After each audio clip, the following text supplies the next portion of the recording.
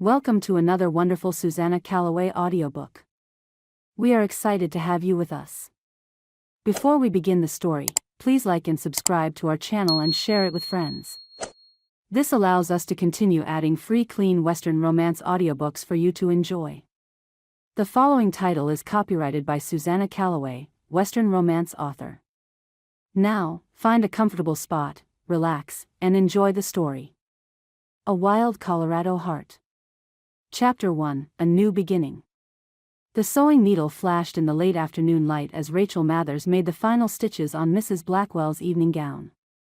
Through the open window of her tiny apartment, the chaos of New York City in the summer of 1882 filtered in, vendors hawking their wares, carriage wheels clattering on cobblestones, and the constant hum of humanity packed too tightly together.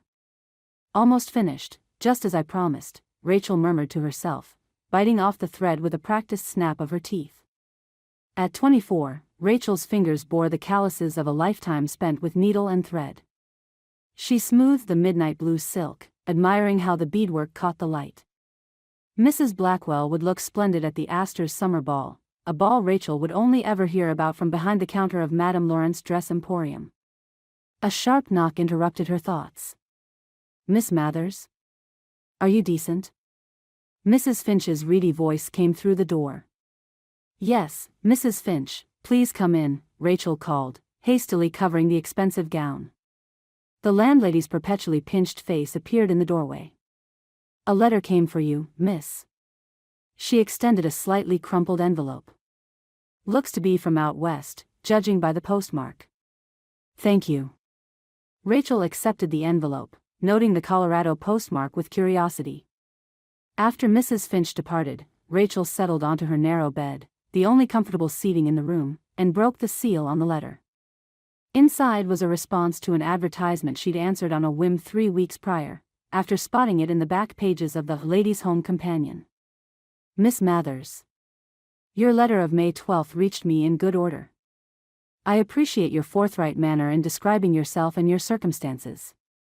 A woman who speaks plain suits the West better than one full of fanciful notions. As requested, I enclose a daguerreotype of myself taken last year in Denver.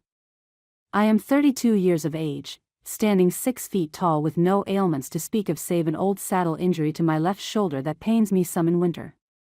My ranch comprises 3,000 acres with 500 head of cattle and is situated 7 miles from the town of Smithfield. The house boasts 4 bedrooms, a proper kitchen, and a parlor. I employ 3 hands year-round who bunk in the outbuilding.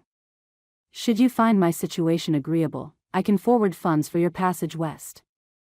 I propose a meeting in Smithfield, followed by a fortnight of proper acquaintance before any wedding takes place. Should either party find the arrangement unsuitable, would provide return fare to New York with no hard feelings harbored. Respectfully yours, Amos Lyon. Lyon Ranch, Smithfield, Colorado Territory." Rachel studied the enclosed photograph. Amos Lyon had a serious expression, with strong features weathered by sun and wind. His eyes, though it was impossible to discern their color in the sepia image, seemed to hold a quiet intensity. He wore no smile, but neither did he look unkind. "Well, Mr. Lyon," she whispered, "you certainly don't mince words." A commotion from the street drew her to the window. Below, a group of workers was exiting Madame Laurent's shop, expressions grim. Rachel's stomach tightened. This couldn't be good news.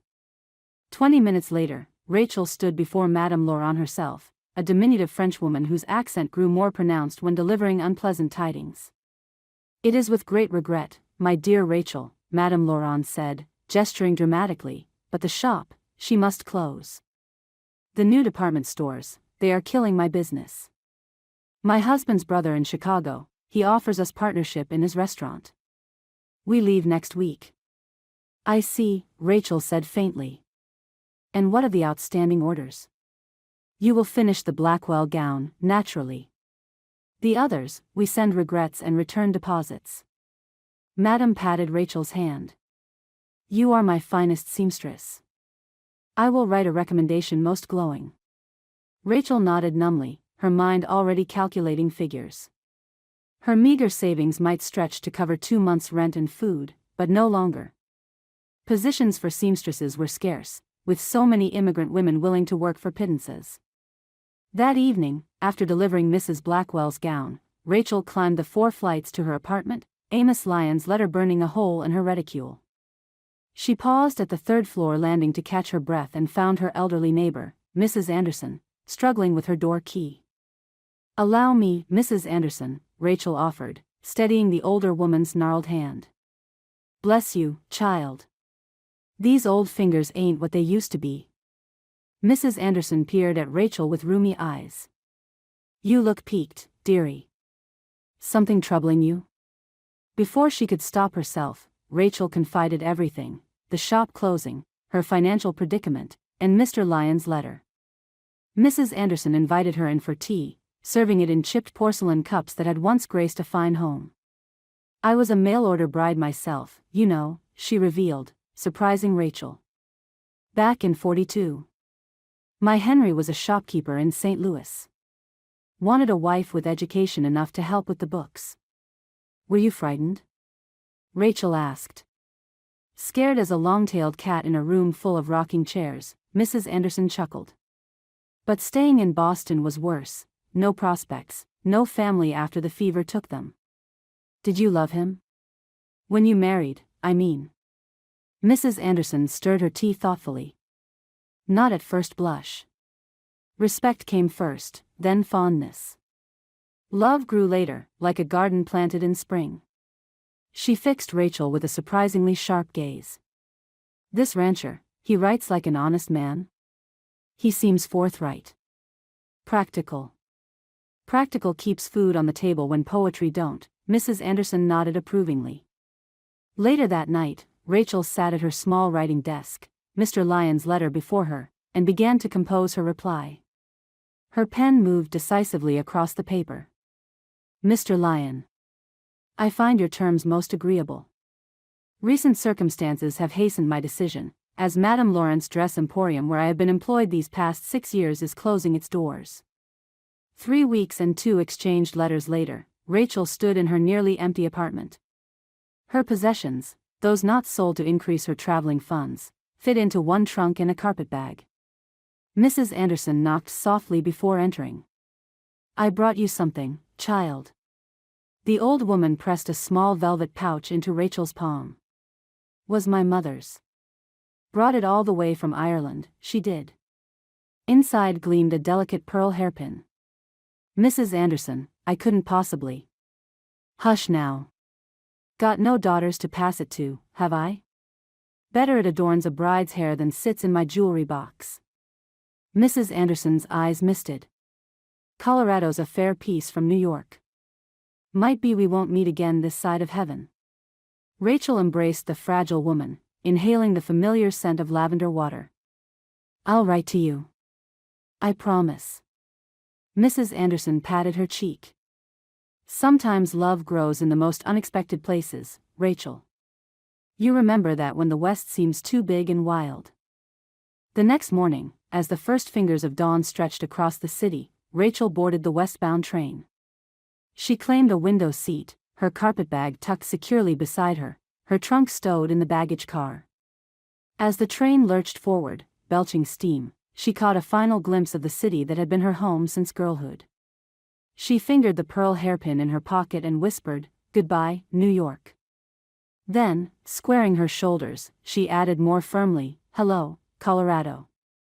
The iron horse gathered speed, carrying Rachel Mathers toward her new beginning in the West.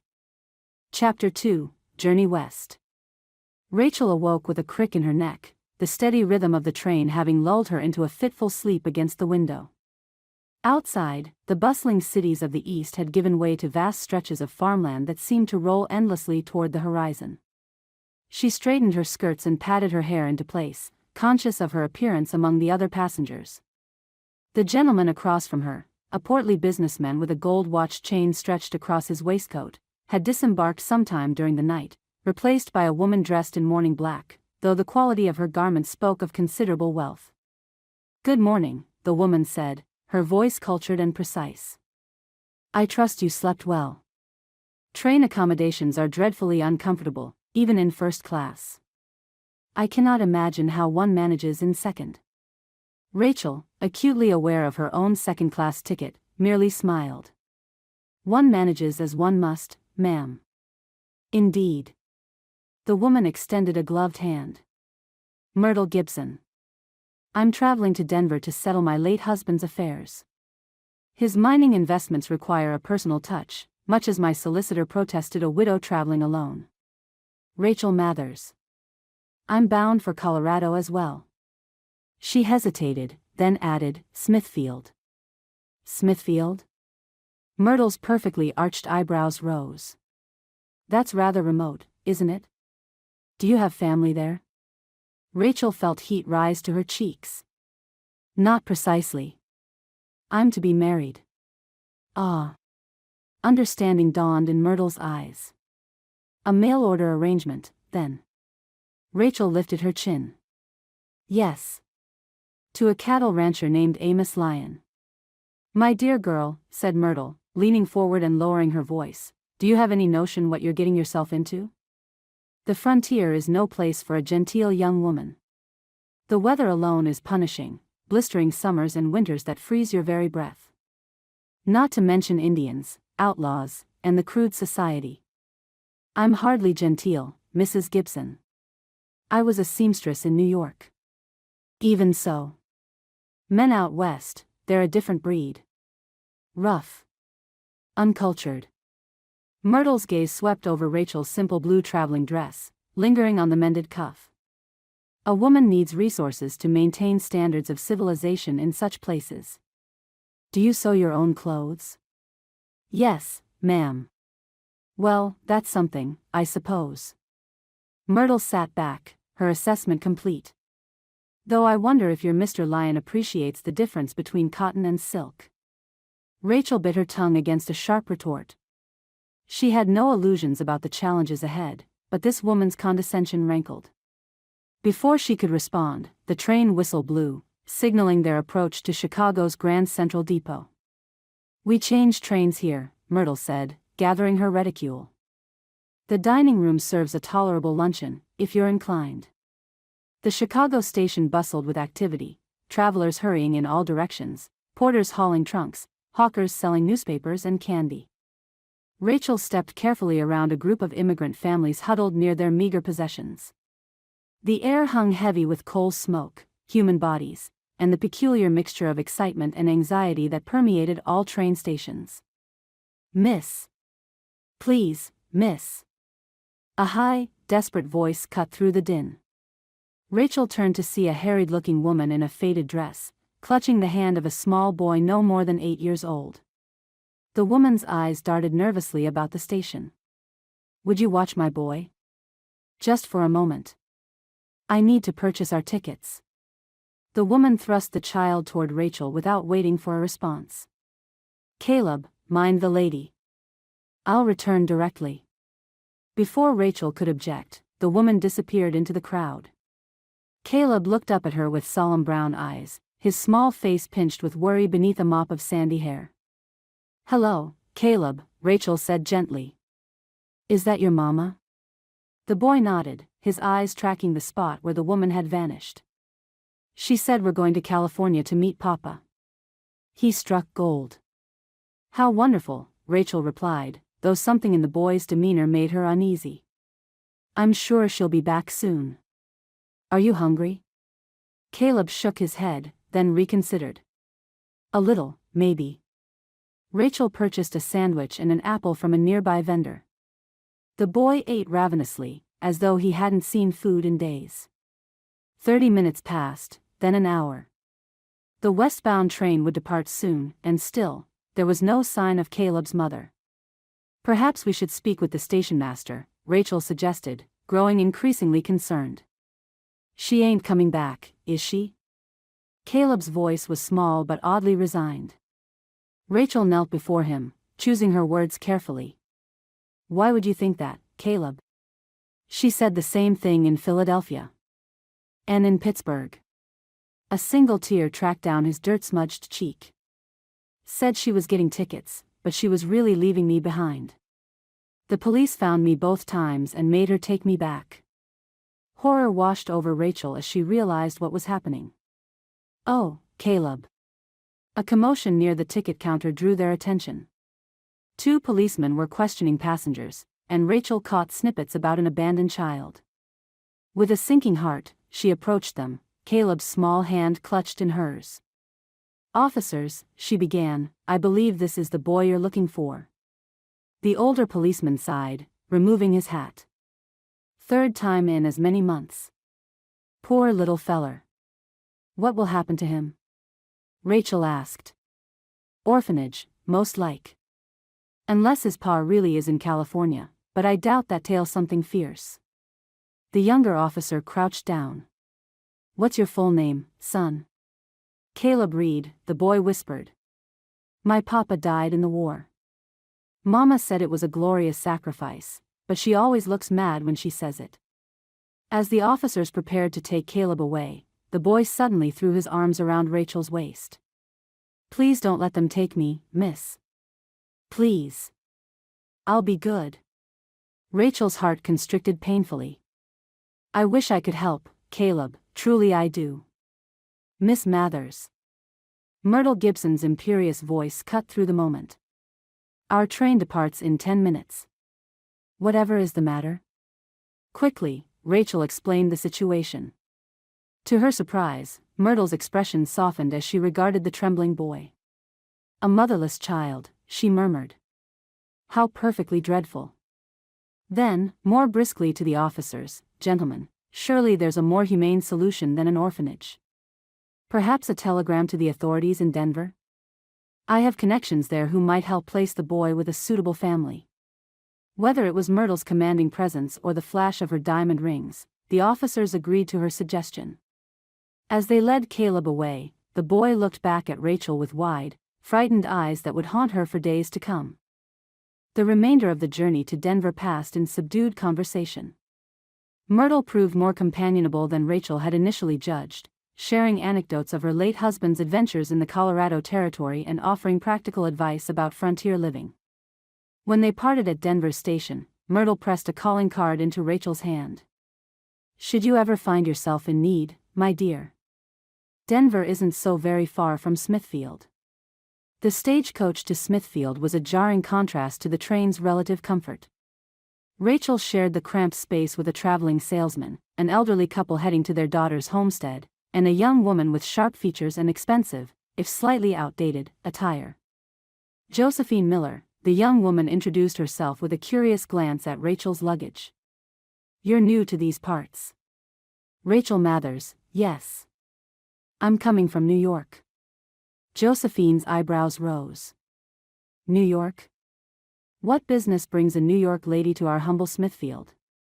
"I'm to be married," Rachel replied, growing weary of explaining herself. "Married? To whom?" Josephine's tone sharpened. "Amos Lyon. Of Lyon Ranch." Josephine's face underwent a remarkable transformation: surprise, recognition, and then something that looked unsettlingly like contempt. "Amos Lyon," she repeated slowly. "Well, isn't that interesting? I had expectations regarding Mr. Lyon myself, once upon a time." The stagecoach hit a particularly deep rut, sending the passengers lurching against one another. As Rachel righted herself, she caught Josephine studying her with calculated assessment. "Tell me, Miss Mathers," Josephine said with a smile that didn't reach her eyes, "has Mr. Lyon mentioned anything about his first wife?" Chapter 3, Arrival in Smithfield. Rachel's heart leapt into her throat. "First wife?" The words came out as barely a whisper. Before Josephine could elaborate, the stagecoach driver called out, "Smithfield, just ahead." Rachel pressed her face to the window, grateful for the interruption. The town materialized in the distance, a collection of wooden buildings strung along a wide, dirt main street, backed by mountains that scraped the sky. As they drew closer, she realized the normally sleepy frontier town was alive with activity. Brightly colored banners hung between buildings, and townspeople milled about in their Sunday best despite it being a Thursday. "The summer festival," Josephine explained with obvious pride. "Daddy, that's Mayor Miller to everyone else, started it 5 years back." Brings folks from 3 counties to trade and socialize. You've arrived on a fortunate day, Miss Mathers. The stagecoach rolled to a stop before the Smithfield Hotel, a 2-story clapboard building with a wide porch. Rachel stepped down, legs wobbling from the long journey. The cacophony of the festival enveloped her, a fiddler playing near the saloon, children shrieking with laughter as they chased a pig down an alley, the mingled aromas of barbecue, fresh bread, and horses. My word, Rachel murmured, overwhelmed by the sensory assault. Her gaze darted through the crowd, wondering which of these strangers might be Amos Lyon. Miss Mathers? A deep voice spoke from behind her. Rachel turned to find herself facing a tall man with broad shoulders and sun-bronzed skin. His sandy hair was neatly trimmed, though a few unruly strands fell across his forehead. But it was his eyes that captured her attention, a startling blue, like the summer sky after a storm. This was the man from the daguerreotype, though the photograph had failed to capture his commanding presence. Mr. Lyon, she managed, offering her hand. His calloused palm enveloped hers, the touch brief but oddly reassuring. Welcome to Smithfield. How was your journey? Long but uneventful, Rachel replied, deciding the incident with Caleb was too complicated to relate in this first meeting. She felt Josephine's eyes boring into her back and added, I had pleasant company. Amos's gaze shifted to Josephine, and Rachel didn't miss the slight tightening of his jaw. Miss Miller. Your father well? Fit as a fiddle, Mr. Lyon. Josephine's smile was sweet as honey, but her eyes remained cold. I was just becoming acquainted with your intended. Amos nodded stiffly. If you'll excuse us, I've arranged for Miss Mathers to take refreshment before the journey to the ranch. Josephine's lips thinned. Of course. Miss Mathers, we simply must continue our conversation soon. I have so many insights about life here that a new bride would find invaluable. As Josephine swept away, Amos directed a porter to collect Rachel's trunk. Sheriff Caldwell's wife has prepared a room at their boarding house for you. I hope that meets with your approval. Perfectly, Rachel assured him, though the mention of his first wife burned in her mind like a hot coal. Mr. Lyon, Please, he interjected, call me Amos. His expression softened slightly. We've been corresponding for months. Seems foolish to stand on formality now. They walked side by side down the bustling street. Rachel felt painfully conspicuous in her travel-worn dress, aware of curious glances from townsfolk. Amos nodded politely to several people but made no introductions. You ain't much for palavering, are you? Rachel observed, deliberately using the colloquialism she'd heard on the stagecoach. Amos's lips quirked in what might have been the beginning of a smile. Not generally, no. Does that trouble you? Not particularly. I merely wondered if you intended to introduce me to anyone, or if I'm to be your secret bride. This time, he did smile, a brief flash that transformed his serious countenance. No secrets in Smithfield. Everybody's business gets passed around quicker than a jug of moonshine at a barn raising. He guided her toward a modest building with a sign reading, Ruby's Eatery. Thought we might take our meal here before meeting the sheriff and his wife. Best chicken and dumplings west of the Mississippi. Ruby's Eatery was mercifully cool after the summer heat outside. Amos led Rachel to a corner table, pulling out her chair with unexpected gallantry. A buxom woman with flaming red hair approached, wiping her hands on a flour-dusted apron. Well, butter my backside and call me a biscuit. If it ain't Amos Lyon in town 2 days running. The woman's boisterous greeting drew several glances. And who's this pretty little filly? Ruby, this is Miss Rachel Mathers from New York, my intended. Amos's ears reddened slightly at the declaration. Ruby's eyes widened. Land sakes alive. The mail-order bride came. Half the town was wagering you'd be stood up, Amos Lyon. She turned to Rachel with a genuine smile. No offense meant, dearie. It's just that city gals don't often cotton to our rustic ways. None taken, Rachel assured her, warming to the woman's straightforward manner. Ruby owns the finest restaurant in 3 counties, Amos explained. And possesses the loosest tongue as well. Pshaw. Someone's gotta keep the conversation flowing in this town. Ruby winked. Now, what'll you have? The special's chicken and dumplings, but I just pulled a berry cobbler from the oven that'd make an angel weep. After they ordered, an awkward silence fell between Rachel and Amos. She studied him surreptitiously, noting the tiny lines around his eyes from squinting into the sun, the careful way he arranged his napkin, the slight callus on his right middle finger where a pen would rest. You're staring, Amos observed quietly. Rachel felt heat rise to her cheeks. Forgive me. It's just, your letters gave me some sense of you, but meeting in person is different. A disappointment? His expression remained neutral, but Rachel detected a hint of vulnerability in his question. Not at all, she answered honestly. Though you are more imposing than I imagined. Before Amos could respond, the restaurant door swung open to admit a tall man wearing a sheriff's badge and a woman with kind eyes and silver-streaked brown hair.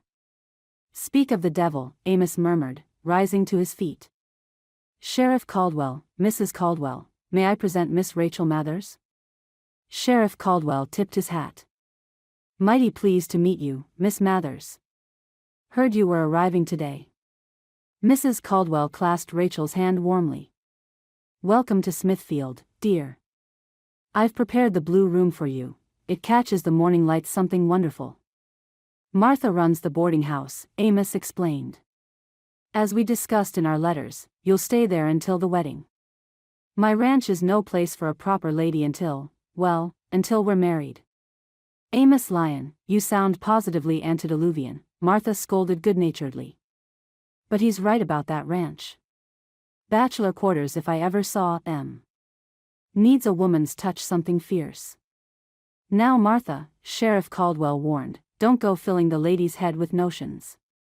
Amos keeps a fine spread. Amos cleared his throat. Perhaps we could discuss the wedding arrangements. The Reverend Mills could perform the ceremony 2 Sundays from now, if that suits. That's just dandy, Martha enthused. Gives us time for proper preparations and lets you two get acquainted. She lowered her voice. No disrespect to the male, but letters can only tell you so much about a person. As they discussed details, Rachel found herself studying Amos when he wasn't looking. There was a steadiness to him that she found appealing, nothing flashy or false, just quiet competence. When he spoke of his ranch, his reserve melted away, revealing genuine passion. Perhaps this arrangement wouldn't be so difficult after all, Rachel thought. Then she remembered Josephine's parting words and the mysterious first wife. That was a conversation for another day, she decided. For now, she would focus on becoming acquainted with Amos Lyon and the frontier town that was to be her new home. Well, I'll be hornswoggled, Ruby declared, returning with heaping plates. If you two ain't the most handsome couple this side of Denver. She set down the food with a flourish. Here's to new beginnings, Miss Mathers. May your marriage be as satisfying as my chicken and dumplings, hearty, warm, and with just enough pepper to keep things interesting. Chapter 4, Town Life. Rachel awoke to sunlight streaming through lace curtains. For a disorienting moment, she couldn't recall where she was. The bed was softer than her New York apartment, the air fresher, and the sounds entirely different. Then yesterday's events came rushing back, the arrival in Smithfield, meeting Amos Lyon, and the arrangements at the boarding house. She rose and crossed to the window. From her second-floor room, she could see most of Main Street and, beyond it, rolling hills giving way to distant mountains. The town was already bustling despite the early hour, merchants opening shops, women carrying baskets to the general store, cowboys ambling toward the livery stable with that distinctive bow-legged gait. A soft knock interrupted her observations. Miss Mathers? Breakfast is served, Martha Caldwell called through the door. Rachel quickly dressed in a simple blue calico and pinned her hair in a practical knot. She'd need to become accustomed to dressing without assistance. There would be no ladies' maids on a cattle ranch. The boarding house dining room smelled of coffee, bacon, and fresh bread. 2 men in business attire, traveling salesmen, Rachel guessed, were already seated at one end of the long table. Martha bustled about with a coffee pot. There you are, dear. Did you sleep well? I've made johnny cakes and bacon. The sheriff's already gone, gets an early start when the town's full for the festival. Everything looks wonderful, Rachel said, taking the offered seat. Thank you for your hospitality. Martha waved away the thanks. Nonsense. It's not every day we welcome a new bride to Smithfield. Amos mentioned you were a seamstress back east. Mighty fortunate for us, been needing someone with proper skills since old Mrs. Hadaway's eyesight went. Poor woman can hardly thread a needle now. Rachel's interest piqued. Is there much demand for seamstress work in town? Lord, yes. Especially with families coming in from outlying homesteads. Women here make do with what they have, but for special occasions, weddings, christenings, Christmas socials, they want something fine. Martha leaned closer. Between us, some of these ranch wives have money to spare but nowhere decent to spend it. You could do well for yourself, even after you're settled at Lion Ranch. The thought of maintaining her own income, however modest, eased a worry Rachel hadn't fully acknowledged. Though Amos seemed honorable, she'd be entirely dependent on him otherwise. I'd like that very much, she replied. After breakfast, Martha suggested a proper tour of Smithfield. Church socials tonight. Everyone will want to meet Amos Lyons intended. They set out along the wooden sidewalk, Martha greeting everyone they passed. Rachel was introduced to so many people that their names became a blur: storekeeper Peterson, blacksmith Reynolds and his wife, the Cooper twins who ran the millinery shop, and Dr. Wilson and his young assistant. Smithfield was larger than Rachel had initially judged, with several side streets branching from the main thoroughfare. And this, Martha said proudly, is our schoolhouse. Built just 3 years ago with donations from every family in the county. The schoolhouse was a tidy white building with a small bell tower. Through the open windows, Rachel could hear children reciting multiplication tables. A young woman with spectacles and a severe bun directed the lesson. Miss Abigail Forrester, Martha explained. Came from Boston last year. Dedicated teacher, if a bit rigid in her methods. As they watched, the schoolhouse door opened and a familiar small figure darted out, heading for the outhouse behind the building. Caleb? Rachel gasped. The boy froze at the sound of his name, then turned slowly. Recognition dawned in his eyes. The lady from the train station. Rachel hurried toward him, scarcely believing her eyes. Caleb Reed, what on earth are you doing in Smithfield? You know him? Martha asked, surprised. We met in Chicago, Rachel explained briefly, then addressed Caleb again. How did you come to be here? Caleb scuffed his worn boot in the dirt. Mr. Gunderson took me in. Says I can help in his store. Jonas Gunderson? Martha frowned. The old shopkeeper? Land sake, he can barely look after himself these days. Rachel knelt to Caleb's level. Are you well treated? Do you have enough to eat? I gets by, Caleb shrugged. Mr. Gunderson ain't mean, just forgetful sometimes. I remind him to eat his dinner, and he lets me sleep in the back room. Martha's frown deepened. I'll have a word with Sheriff Caldwell about this. Jonas is nearly 70, no business taking in a child. I don't want to go to no orphanage. Panic flashed in Caleb's eyes. Please, miss. Mr. Gunderson needs me. Before Rachel could respond, the schoolteacher appeared at the doorway. Young man. Return to class immediately. Caleb cast one last pleading look at Rachel before racing back inside. Martha sighed heavily. Poor little mite. Jonas probably thought he was doing right, but that old man drinks more than he should. As they continued their tour, Rachel's thoughts remained with Caleb. By mid-afternoon, she'd met most of Smithfield's prominent citizens and formed a general impression of the town: hard-working, close-knit, but not without its divisions. The mining families kept somewhat separate from the ranchers, and both regarded the merchants with a mixture of dependence and suspicion. Martha insisted Rachel rest before the evening's church social. First impressions matter, especially with Amos being such a catch. Half the unmarried women in 3 counties had their cap set for him at one time or another. Alone in her room, Rachel removed Amos's letters from her carpetbag, rereading them for clues about the man she'd agreed to marry. His handwriting was neat but distinctly masculine, his sentences direct without being brusque. He'd written of the ranch, the cattle market, the new barn he'd built last fall, practical matters primarily. Only occasionally did he reveal anything personal, like his fondness for watching thunderstorms roll across the plains or his habit of reading history books during the long winter evenings. Nowhere did he mention a previous marriage. The evening's church social was held in the basement of the white clapboard building that served as Smithfield's place of worship. Trestle tables lined the walls, laden with every variety of pie, cake, and casserole. Kerosene lamps cast a warm glow over the assembled townsfolk, dressed in their finest attire. Amos appeared at Rachel's side as she entered with Martha. He wore a clean white shirt with a string tie, his usually unruly hair slicked down with pomade. "Miss Mathers," he greeted her, the formality at odds with the warmth in his eyes. "You look lovely this evening." Rachel felt a blush rise to her cheeks. "Thank you, Mr. Lyon, Amos," she corrected herself. "Allow me to introduce you properly," he said, offering his arm. The next hour passed in a whirlwind of introductions. Rachel was scrutinized by curious eyes, her accent remarked upon, her dress admired, and her journey questioned. She did her best to appear poised and agreeable, though her cheeks ached from smiling.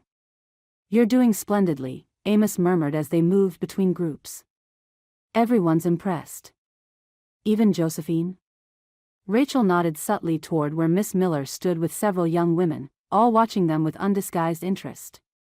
Amos's jaw tightened. "Pay her no mind. Josephine Miller enjoys stirring up trouble." As if on cue, Josephine approached, her green silk dress rustling impressively. "Miss Mathers. We didn't finish our conversation yesterday." "Another time perhaps," Amos interjected. "Rachel hasn't tried Mrs. Caldwell's famous apple pie yet." "Oh, but this can't wait," Josephine smiled sweetly. "I was just telling the girls about your situation, Amos. It takes a special kind of woman to take on a man with your history." She turned to Rachel. "Did he tell you about Sarah? Or about what happened to his first?" "Josephine." Amos's voice held a quiet warning. "Not here." Rachel felt the weight of curious stares. Clearly, there was more to Amos's past than he'd revealed in his letters. Before she could respond, a commotion near the entrance drew everyone's attention. Caleb Reed stood in the doorway, his face streaked with tears and dirt, a livid bruise darkening his left cheek. Chapter 5, Getting to Know Amos. A hush fell over the church social as Caleb stood trembling in the doorway. Rachel moved without thinking, crossing the room in swift strides. "Caleb, what happened?" she asked, kneeling beside him. The boy's lower lip quivered. "Mr. Gunderson got into his whiskey. Said I broke a jar of pickles, but I didn't. It fell when he was reachin' for more drink." Sheriff Caldwell appeared at Rachel's side, his expression grave. "Where's Jonas now, son?" "Passed out at the counter," Caleb whispered. "I waited till he was sleepin' before I ran here. Miss Rachel said she was at the Borden house, but Mrs. Finch said she was here instead." Amos stepped forward, his presence solid and reassuring. "Let's get that cheek looked at, boy." He nodded toward Dr. Wilson, who was already approaching with his medical bag. As the doctor examined Caleb, the social resumed with subdued conversation, though many glances were cast toward the small tableau. Martha brought a plate of food for the boy, clucking sympathetically. "This ain't right," Sheriff Caldwell muttered. "Jonas needs help himself, not responsibility for a child." Amos cleared his throat. "The boy could stay at my ranch until proper arrangements are made. Plenty of room, and Miguel's wife could keep an eye on him during the day." Rachel looked up in surprise. This generous offer seemed at odds with the reserved man she was coming to know. Amos met her gaze steadily, a silent question in his eyes. She nodded slightly, understanding passing between them. "That's mighty decent, Lyon," the sheriff approved. "I'll have a word with Jonas tomorrow, see if he's agreeable." After the excitement subsided, Amos approached Rachel with 2 cups of punch. "I promise to show you the ranch tomorrow," he said quietly.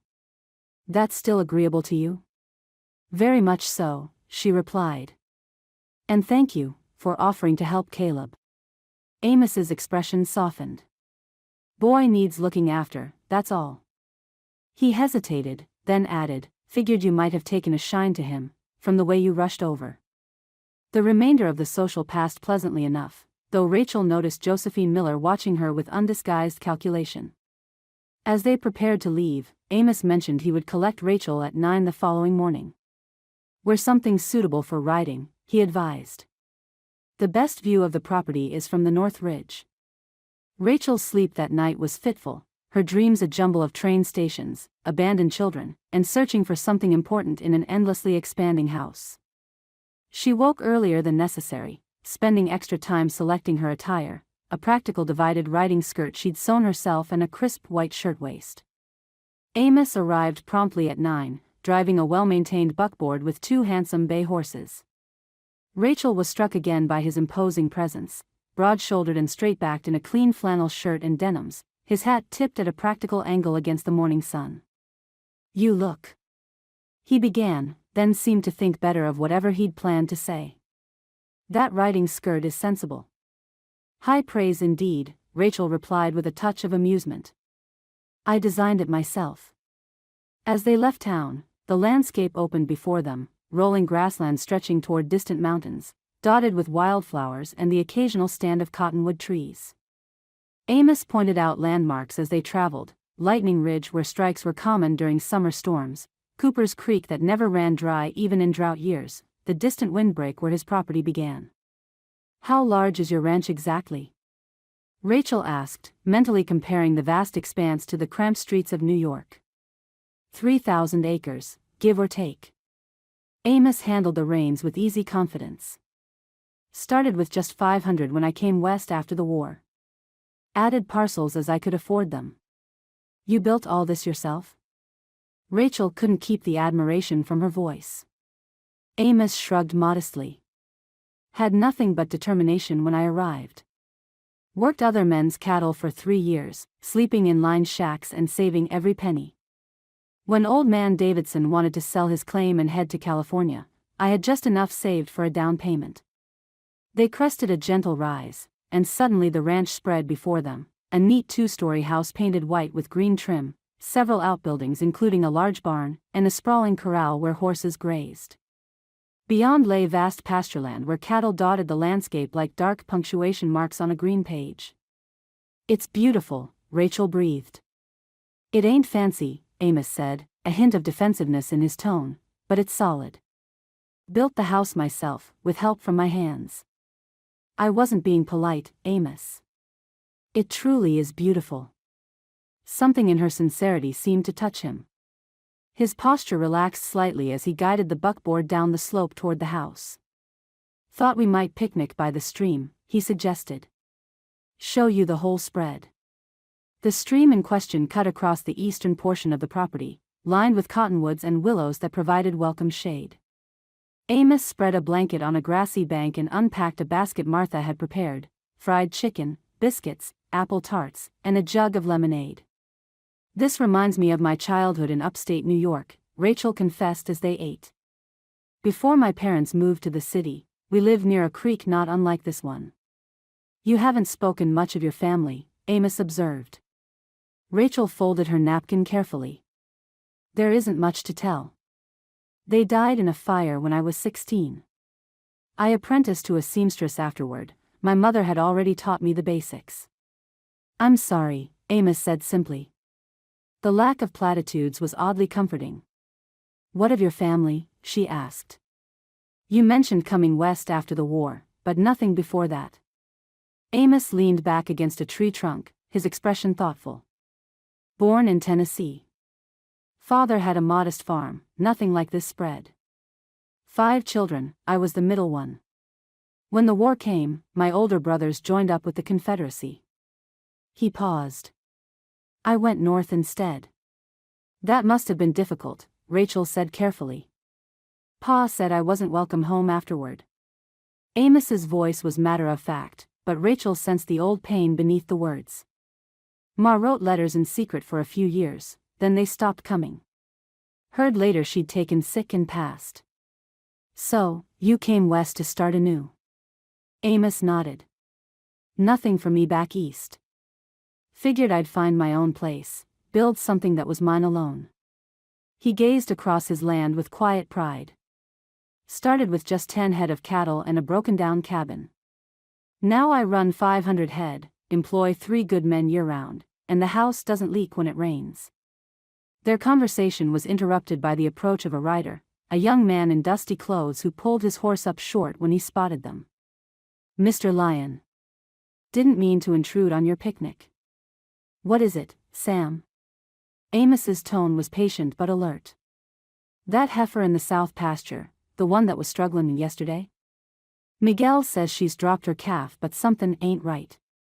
Amos was on his feet immediately. Excuse me, Rachel. This won't wait. Of course. May I come along?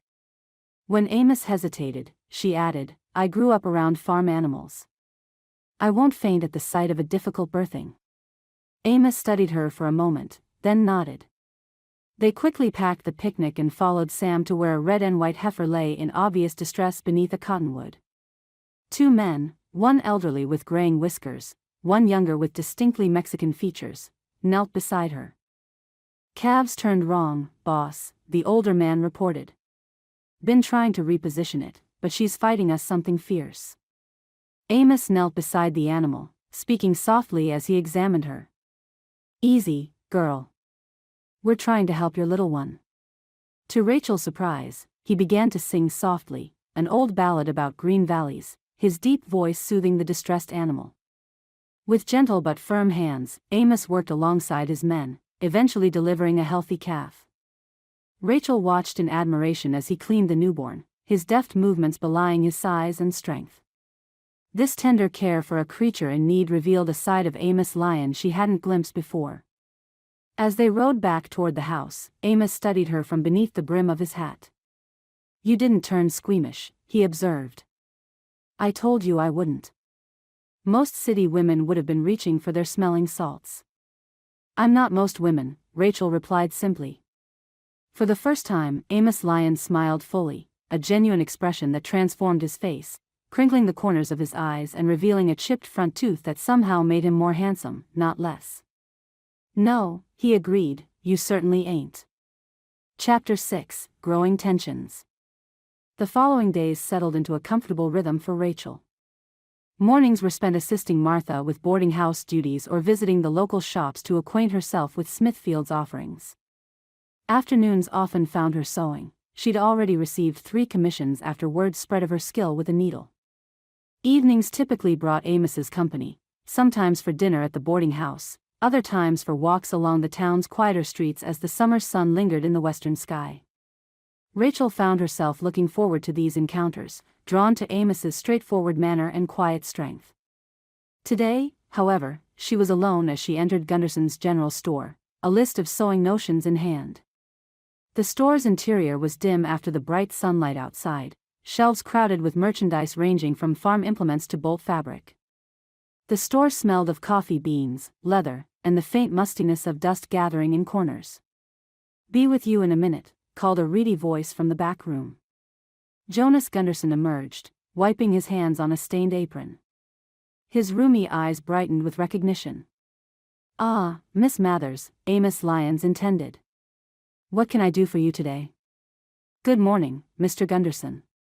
I need some thread and buttons for Mrs. Reynolds' daughter's dress.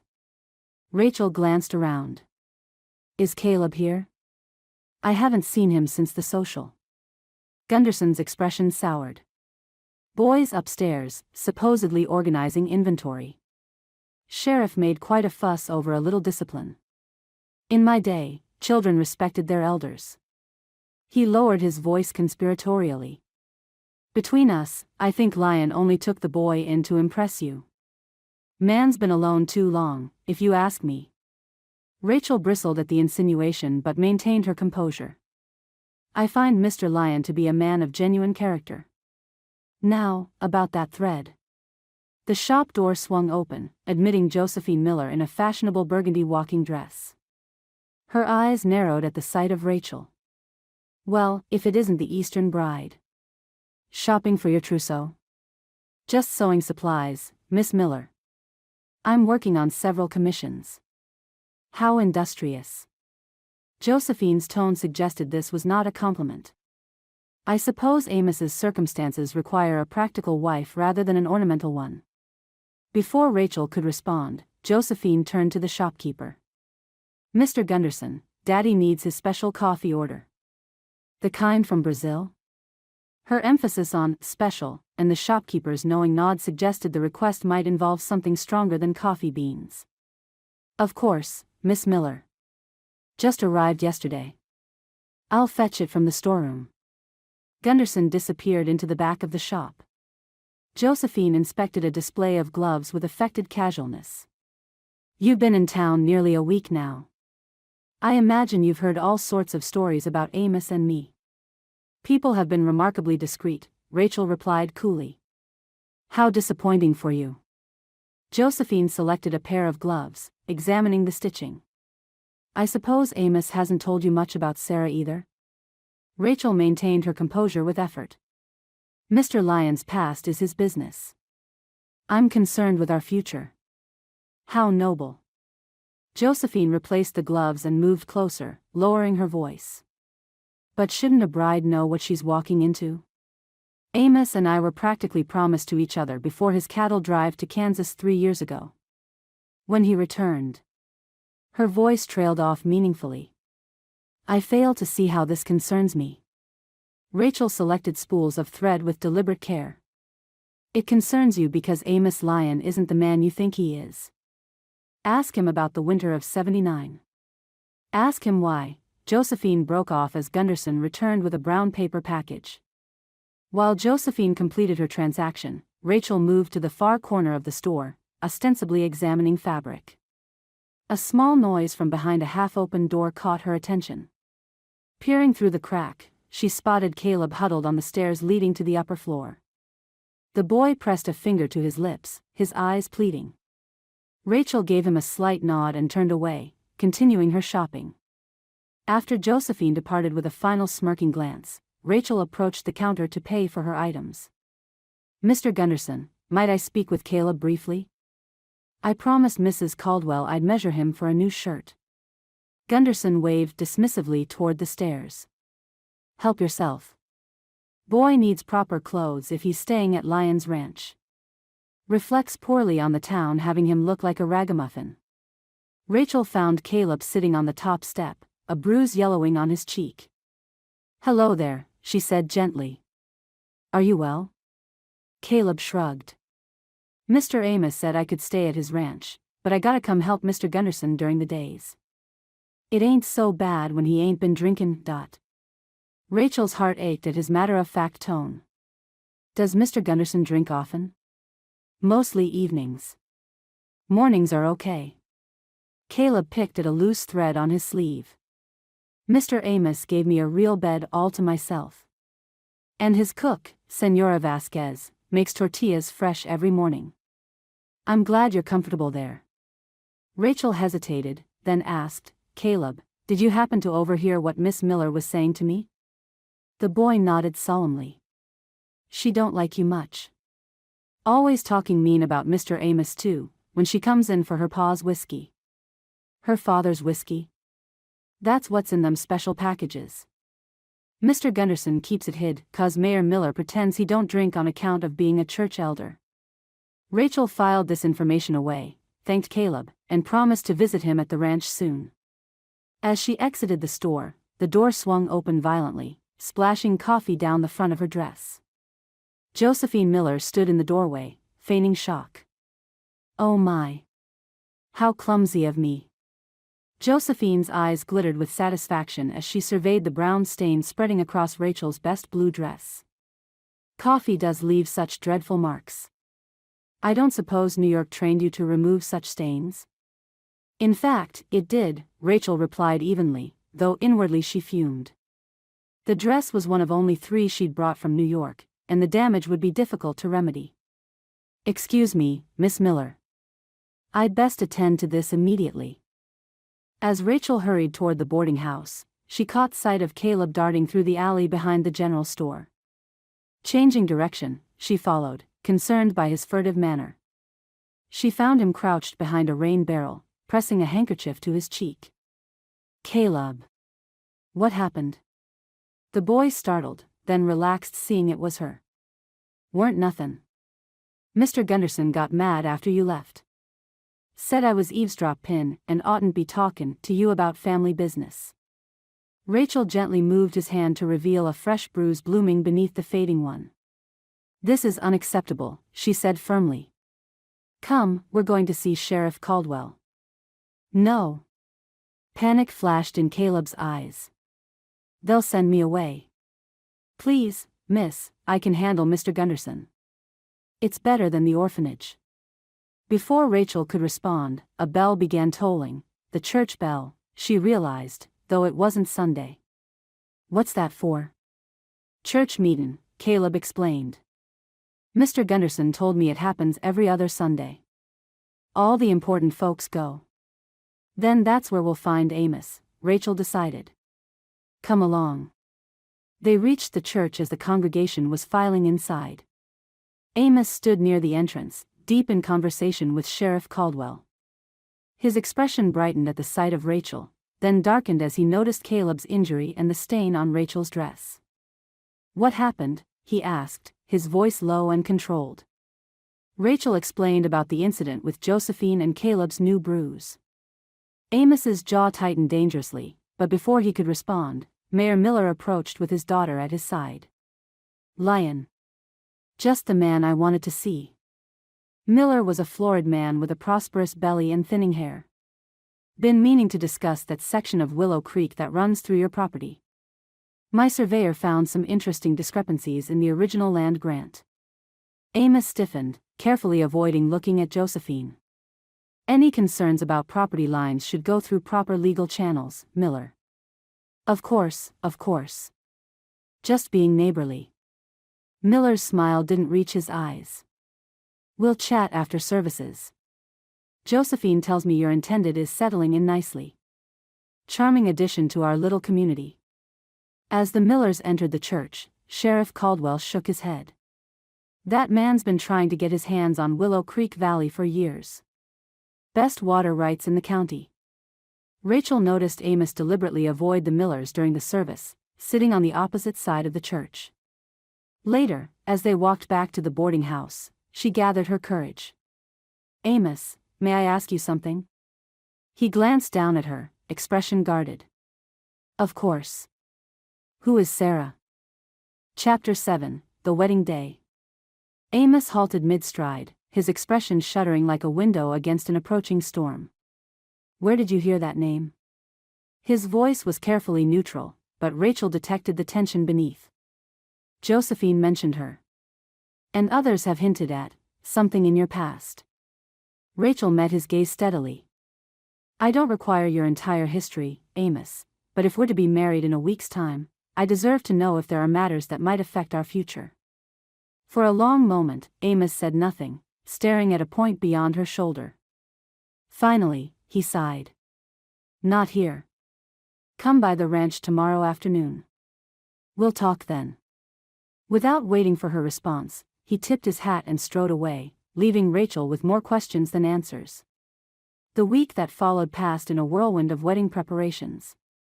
Martha orchestrated everything with military precision: alterations to Rachel's dress. She'd managed to salvage the coffee-stained blue gown for the ceremony, arrangements with Reverend Mills, and planning the modest reception to be held at the Caldwell home afterward. Through it all, Rachel's conversation with Amos remained at the forefront of her mind. He had been quietly forthcoming when she'd visited the ranch, explaining in his straightforward way that Sarah had been his wife briefly, years ago. "Married her in Denver when I was 20, he'd told her, hands clasped before him as they sat on the porch. She was a shopkeeper's daughter with grand ideas about ranch life. Reality didn't match her expectations. After 3 months, I rode out to check the north pasture and came home to find her gone. Took the wagon, left a note saying she was returning to civilization. Divorce papers arrived from Boston 6 months later. The story rang true, matching what Rachel had observed of Amos's character. Still, she sensed he wasn't sharing everything. And the winter of '79 that Josephine mentioned? A shadow had crossed Amos's face. Nothing to do with Sarah. That was something else. Something I don't speak on. His eyes had held such raw pain that Rachel hadn't pressed further. Now, on her wedding morning, Rachel stood before the small mirror in her boarding house room, studying her reflection. Dark clouds gathered outside, promising rain before midday. Martha had helped arrange her hair in an elegant knot, securing it with Mrs. Anderson's pearl hairpin. "You make a beautiful bride," Martha declared, adjusting the collar of Rachel's blue silk gown. "Amos Lyon won't know what hit him." Rachel smiled, though butterflies danced in her stomach. "Do you think it will rain on us?" "Consider it good fortune," Martha replied practically. "Rain on your wedding day means fertility and cleansing of past sorrows. Besides, we need the moisture something fierce. Fields are drier than week-old cornbread."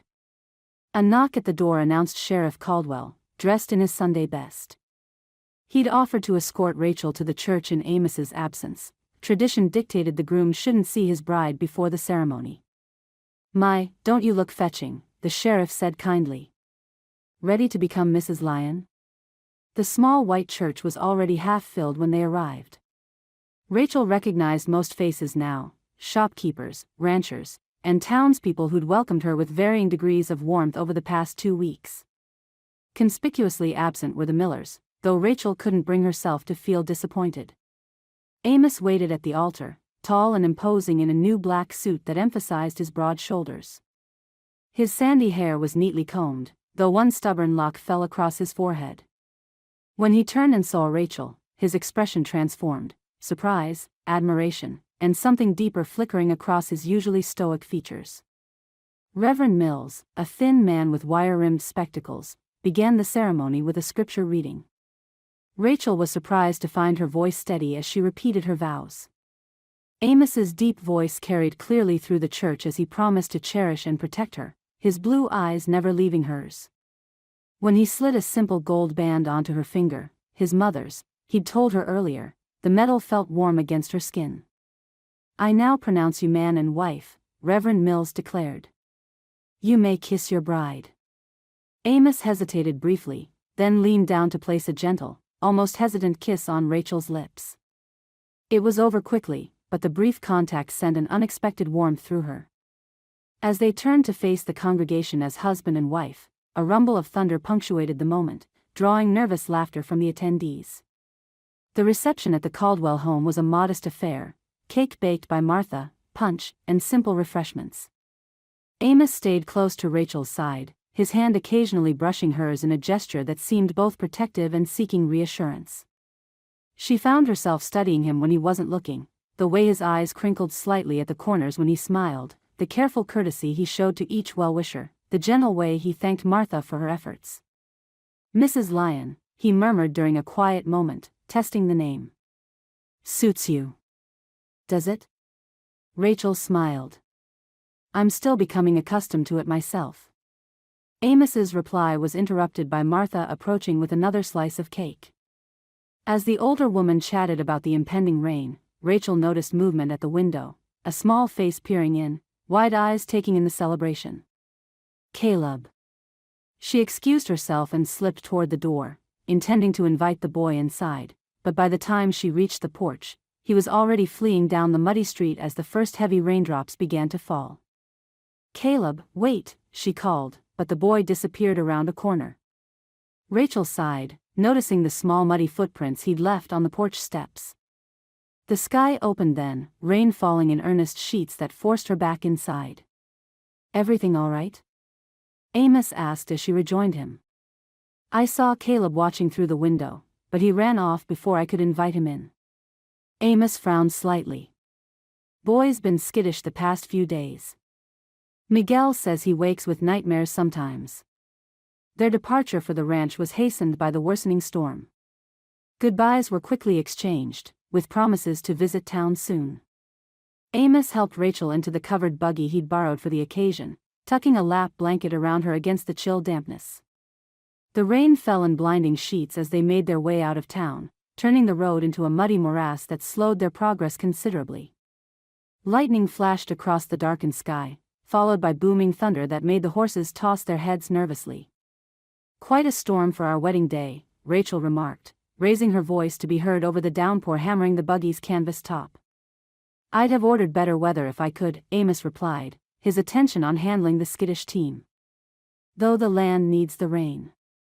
They traveled the remaining miles in companionable silence, the rhythmic splash of hooves and steady drumming of rain creating a strangely intimate cocoon. Rachel found herself studying her gold band, still unfamiliar on her finger, wondering at the strange path that had led her from a New York seamstress's apartment to becoming the wife of a Colorado rancher. As the outline of the ranch house emerged through the gray curtain of rain, Rachel felt a curious mixture of apprehension and anticipation.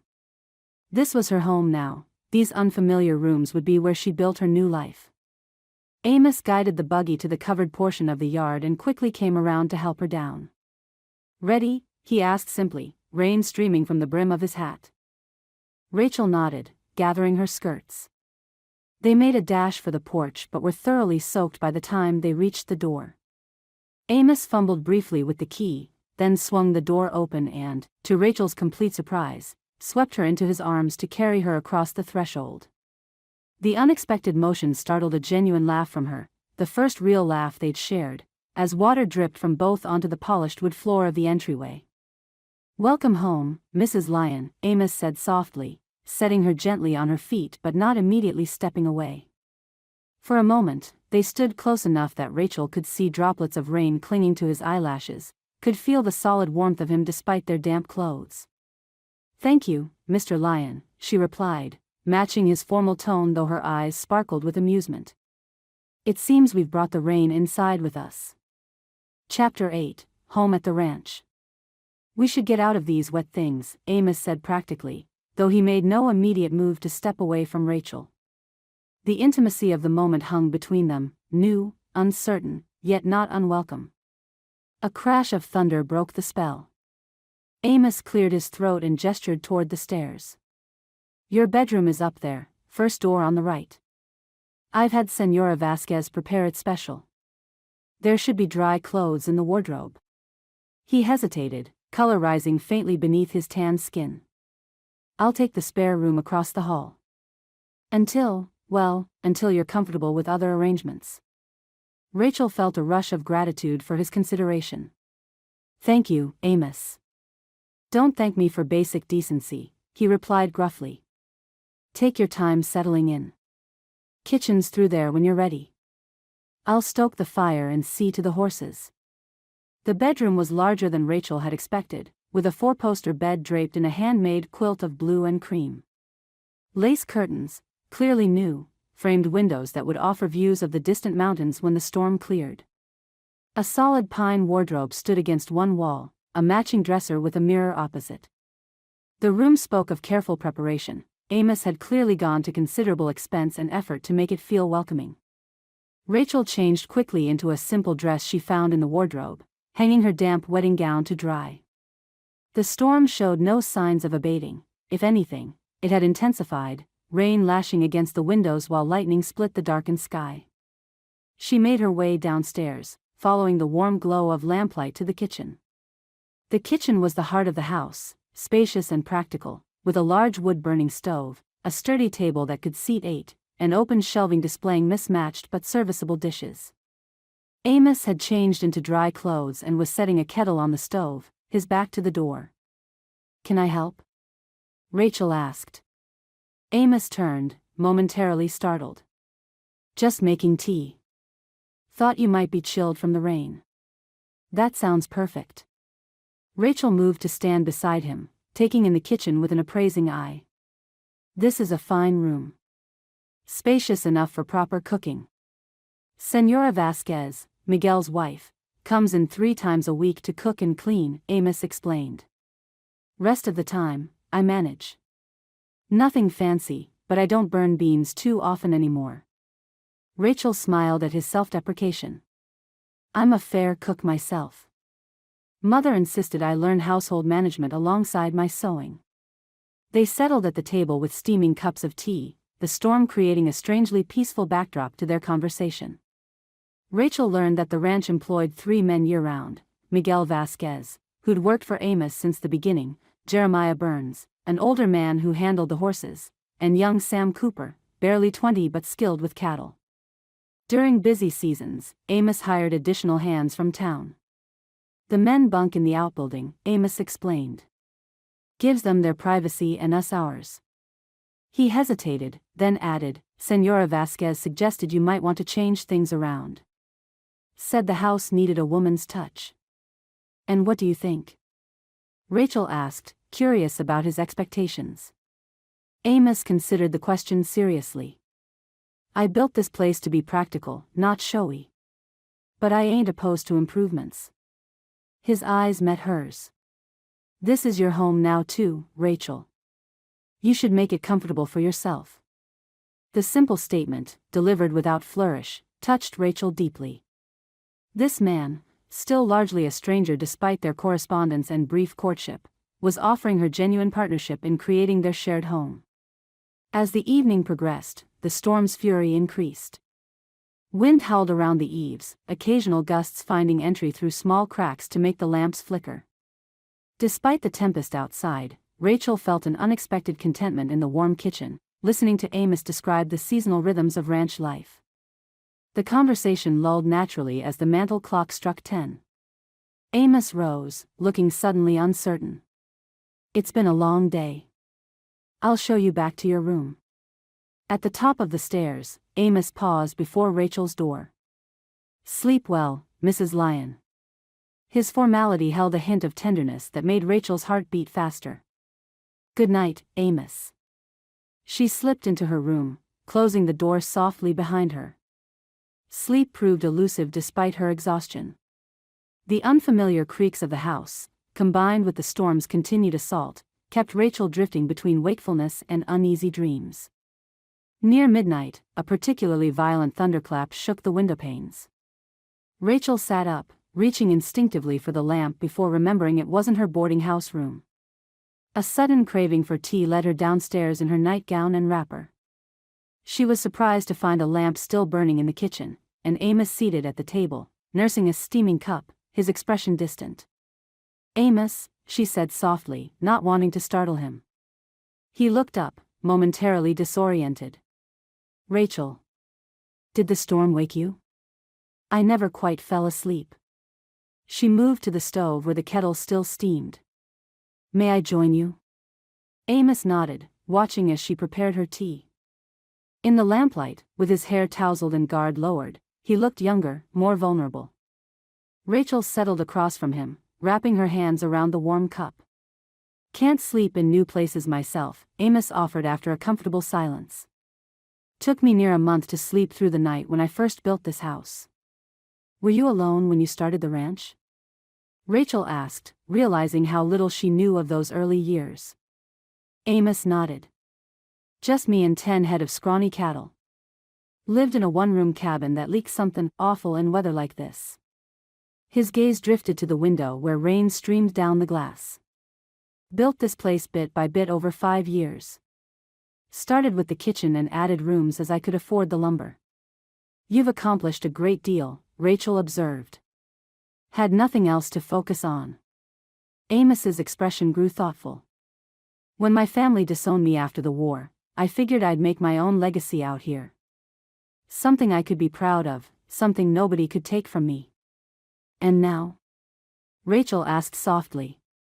Amos met her gaze directly. Now I'm thinking maybe there's more to legacy than land and cattle. The simple statement hung between them, weighted with meaning neither was quite ready to explore. The conversation shifted to safer topics: Rachel's childhood in upstate New York, Amos's plans for expanding the North Pasture, books they'd enjoyed. Rachel was surprised to discover Amos had a collection of history volumes and poetry in his study. My mother taught me reading early, he explained with a hint of defensiveness. Just because a man works with his hands don't mean his mind should go fallow. I couldn't agree more, Rachel assured him. As the storm gradually subsided to a steady rainfall, a comfortable intimacy developed between them, not the physical closeness of lovers, but the deeper connection of two people beginning to see beyond surface impressions. Rachel found herself sharing hopes she'd scarcely acknowledged to herself, establishing a small sewing business that served the surrounding ranches, perhaps teaching local girls the finer points of dressmaking, creating a home that combined beauty with practicality. You have good plans, Amos said approvingly. Sensible ones. My father always said dreams without practicality are just fancy soap bubbles, pretty to look at but gone with the first breeze. Amos nodded appreciatively. Your father sounds like a wise man. He was, Rachel said softly. I miss his counsel still. My pa was different, Amos admitted, staring into his cup. Hard man. Expected absolute obedience, gave little praise. When I joined the Union forces instead of the Confederacy like my brothers, he said I weren't his son anymore. That must have been devastating. It was, Amos said simply. But it taught me something important about being my own man, making choices I could live with. He glanced up at the clock and rose. It's near 2 a.m. We should try for some sleep. At the foot of the stairs, Amos hesitated, then said quietly, I'm glad you came west, Rachel. Glad you answered my advertisement. As am I, she replied with perfect honesty. In the privacy of her room, Rachel stood at the window watching the rain gentled now to a soft patter against the glass. Stars had begun to appear as clouds parted in the western sky. She thought of the journey that had brought her here, the cramped New York apartment, the long train ride, the stagecoach to Smithfield. For the first time since leaving the East, she felt she might truly be where she belonged. Chapter 9, The Flood. The rain continued unabated for 3 days, transforming the parched Colorado landscape into a sodden expanse of mud and standing water.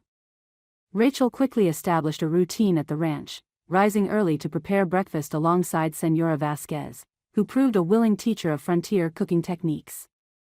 The older woman's initial reserve melted when Rachel expressed genuine interest in learning to make tortillas and traditional stews. My mother taught me these recipes, Señora Vasquez explained, her English accented but clear. Good food makes a good home, no? Mr. Lyon, he work too hard, eat too little before you come. Rachel found herself settling into ranch life with surprising ease. Amos spent most daylight hours outdoors despite the rain, returning each evening muddy and exhausted but visibly pleased to find Rachel waiting. Their evenings developed a comfortable pattern, shared meals, conversation by the fire, occasional reading aloud from Amos's modest library. Though Amos maintained his separate sleeping arrangements, Rachel sensed a growing ease between them, a foundation of mutual respect gradually strengthening. On the morning of the 4th day, Rachel woke to an unfamiliar silence. The constant drumming of rain had finally ceased. She dressed quickly and made her way downstairs to find the kitchen empty, unusual at this hour.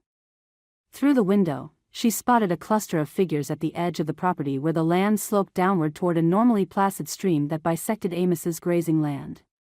Donning a shawl against the morning chill, Rachel followed muddy footprints across the yard. As she drew closer, she understood the cause for concern. The stream had transformed into a roaring torrent that had already breached its banks, spreading across the lower pasture where Amos kept his pregnant heifers.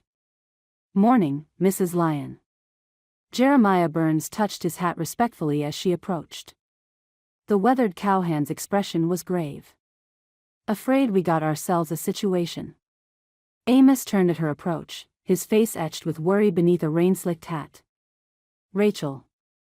You shouldn't be out in this mud. What's happening? She asked, ignoring his protest. Amos sighed, gesturing toward the flooded pasture. Creek's risen 4 feet overnight. Those heifers need moving to higher ground before the water rises further. Miguel's gone to check if Cooper's bridge is still standing. As if summoned by his name, Miguel appeared on horseback, riding hard up the slope. Bridge is gone, boss, he reported grimly.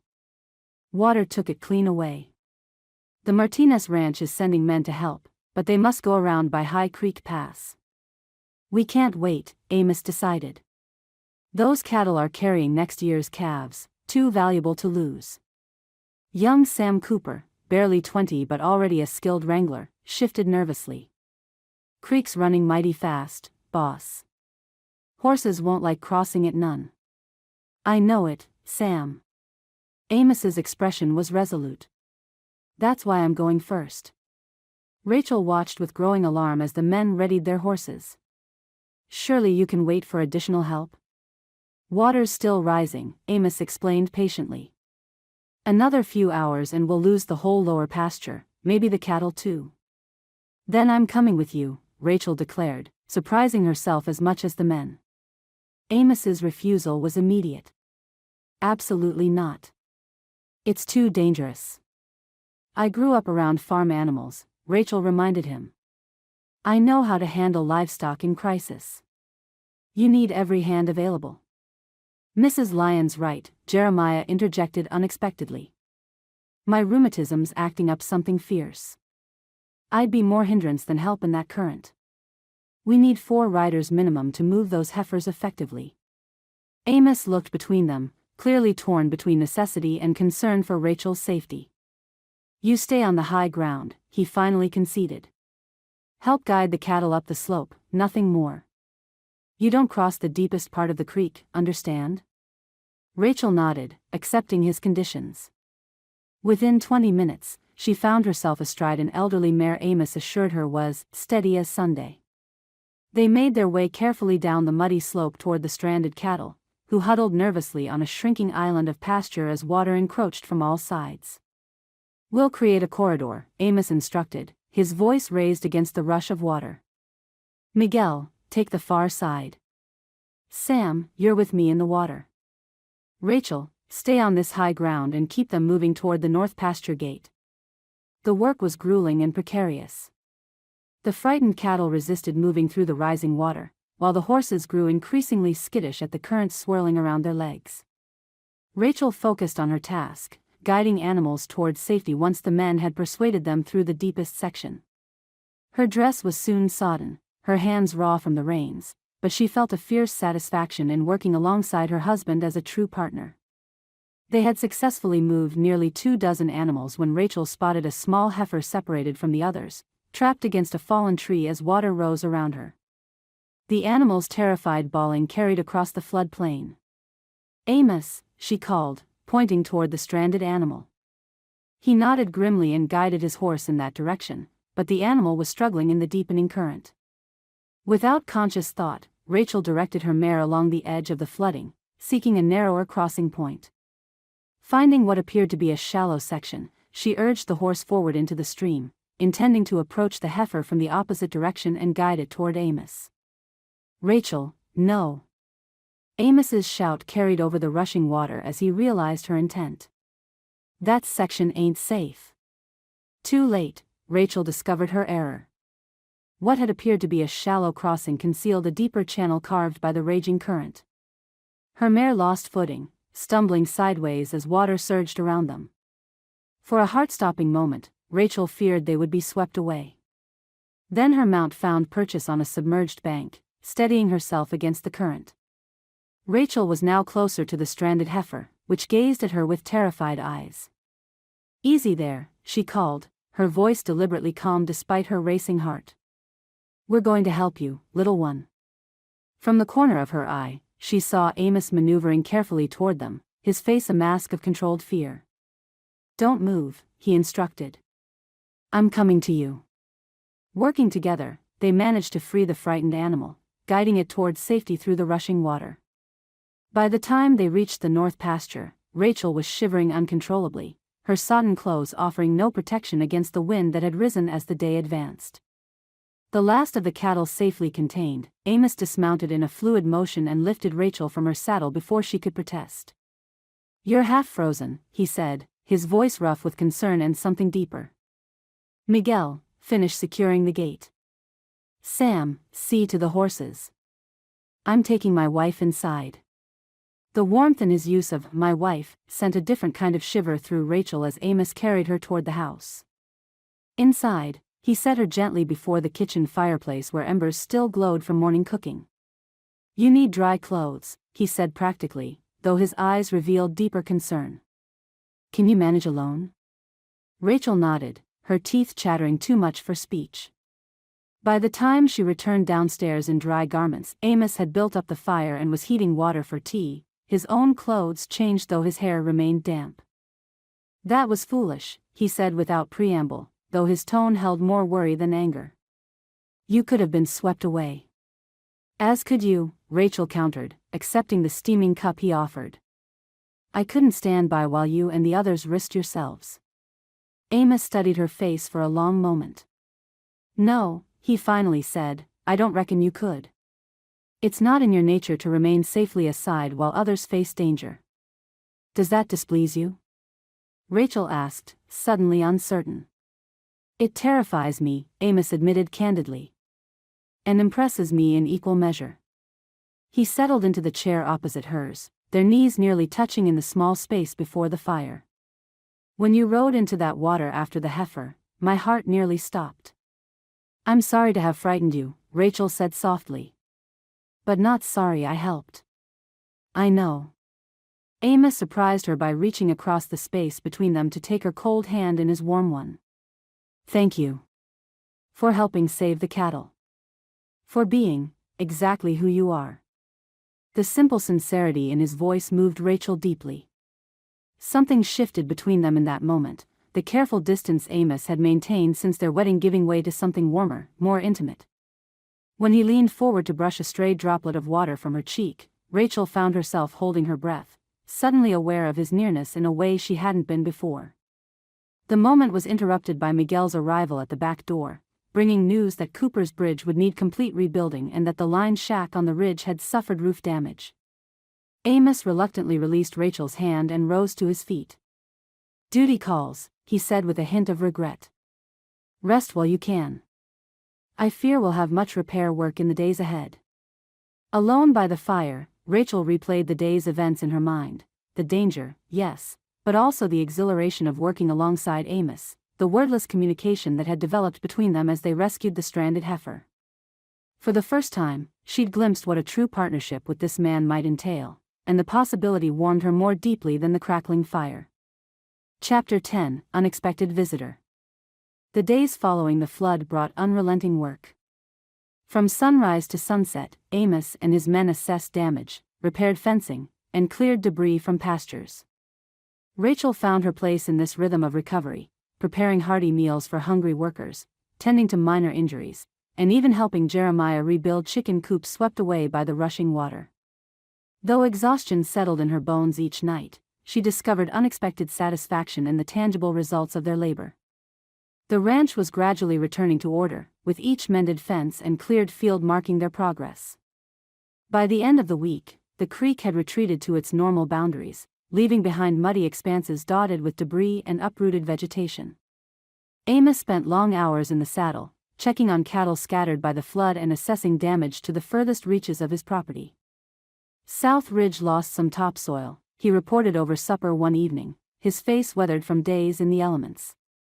But the irrigation channels held. Better than Martinez's place. They lost near 20 head and their corn crops ruined. "How fortunate we were," Rachel remarked, passing him a second helping of stew. Amos caught her hand briefly. "Wasn't just fortune.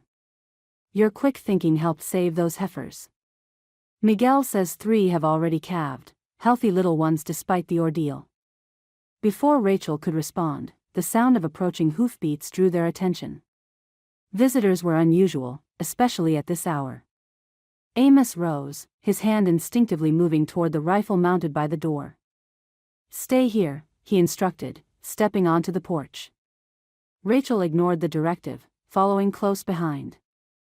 Through the gathering dusk, she could make out 2 riders approaching, one the familiar figure of Sheriff Caldwell, the other a small shape huddled before him in the saddle. "Evening, Amos, Rachel," the sheriff called as they drew closer. "Sorry to trouble you after dark, but we've got a situation requires attention." As they drew to a halt in the yard, Rachel recognized the second rider's passenger. "Caleb?" The boy's face was downcast, his shoulders hunched. Sheriff Caldwell dismounted with a weary sigh. Found the boy trying to steal food from Peterson's general store. Gunderson's apparently gone on a 3-day bender, left the child alone with nothing to eat. Amos's expression darkened. That old fool. Where is Gunderson now? Sleeping it off in my jail, Caldwell replied grimly. I've sent word to the territorial orphanage in Denver, but they can't send anyone for at least 2 weeks. Caleb's head snapped up, eyes wide with panic. Please don't send me to no orphanage. I'll be good, I swear it. I can work, clean stables, fetch water, anything. Rachel's heart constricted at the raw fear in the boy's voice. She glanced at Amos, whose jaw had tightened at the mention of the orphanage. The boy could stay here, Amos said suddenly, surprising both Rachel and the sheriff. Until proper arrangements are made, he can help with chores. He avoided Rachel's gaze, his tone deliberately casual. We've got the space. You sure about that, Amos? Sheriff Caldwell asked. Taking in a child is no small matter. It's temporary, Amos replied, though his eyes softened as they rested on Caleb's hopeful face. Besides, Senora Vasquez has been complaining she needs a helper to gather eggs. Relief flooded Caleb's features. I'm real good with chickens, sir. Had M back home before Ma left. The matter settled, Sheriff Caldwell departed with promises to update them on Gunderson's situation. Amos showed Caleb to a small bedroom off the kitchen, originally intended for a housekeeper, while Rachel prepared a late supper for the hungry child. When's the last time you ate properly? She asked, watching him devour a bowl of stew. Mr. Gunderson made flapjacks day before yesterday, Caleb replied between mouthfuls. Then he got into his special bottle and forgot about supper. Rachel exchanged a concerned glance with Amos over the boy's head. Later, after Caleb had been settled in his new room, they spoke quietly by the dying fire. That was a kind thing you did, Rachel said softly. Amos shrugged uncomfortably. Boy needs looking after, that's all. And we could use the help around here. Is that the only reason? She pressed gently. Amos stared into the embers for a long moment. When I was about his age, my father sent me to work for a neighbor after I'd broken a valuable bridle. Man was harder than winter frost, worked me from dawn till dusk, fed me scraps, tanned my hide for the smallest mistake. His voice grew distant with memory. 3 months, I lived in his barn. Learned a lot about horses, and about cruelty. Rachel reached across to touch his hand. You're nothing like that man, Amos. I've seen how you treat your workers, your animals. There's not a cruel bone in your body. Maybe not, he conceded. But I know what it is to be a boy with nowhere to go. Before Rachel could respond, a piercing scream echoed through the house. They rushed to Caleb's room to find the boy thrashing in the grip of a nightmare, his face contorted in terror. No. Don't leave me. Please, he cried, still trapped in sleep. Amos reached the boy first, his large hand surprisingly gentle as he grasped Caleb's shoulders. Wake up, son. You're safe here. Caleb's eyes flew open, wild with confusion and fear. He stared uncomprehendingly at Amos for a moment before recognition dawned. Mr. Lyon? You're at our ranch, Amos explained patiently. Had yourself a nightmare, that's all. Caleb's breathing gradually slowed. I dreamed I was back at the train station. Nobody came for me, not even the police. Just got darker and darker. I used to have nightmares too, Amos said, settling on the edge of the bed. After the war. Thought they'd never stop. What did you do? Caleb asked, his voice small in the darkness. My grandmother taught me to count stars, Amos replied. Said if you can name 20 stars, the bad dreams can't find you. But I don't know no star names, Caleb protested. Don't need real names, Amos assured him. Can make 'em up.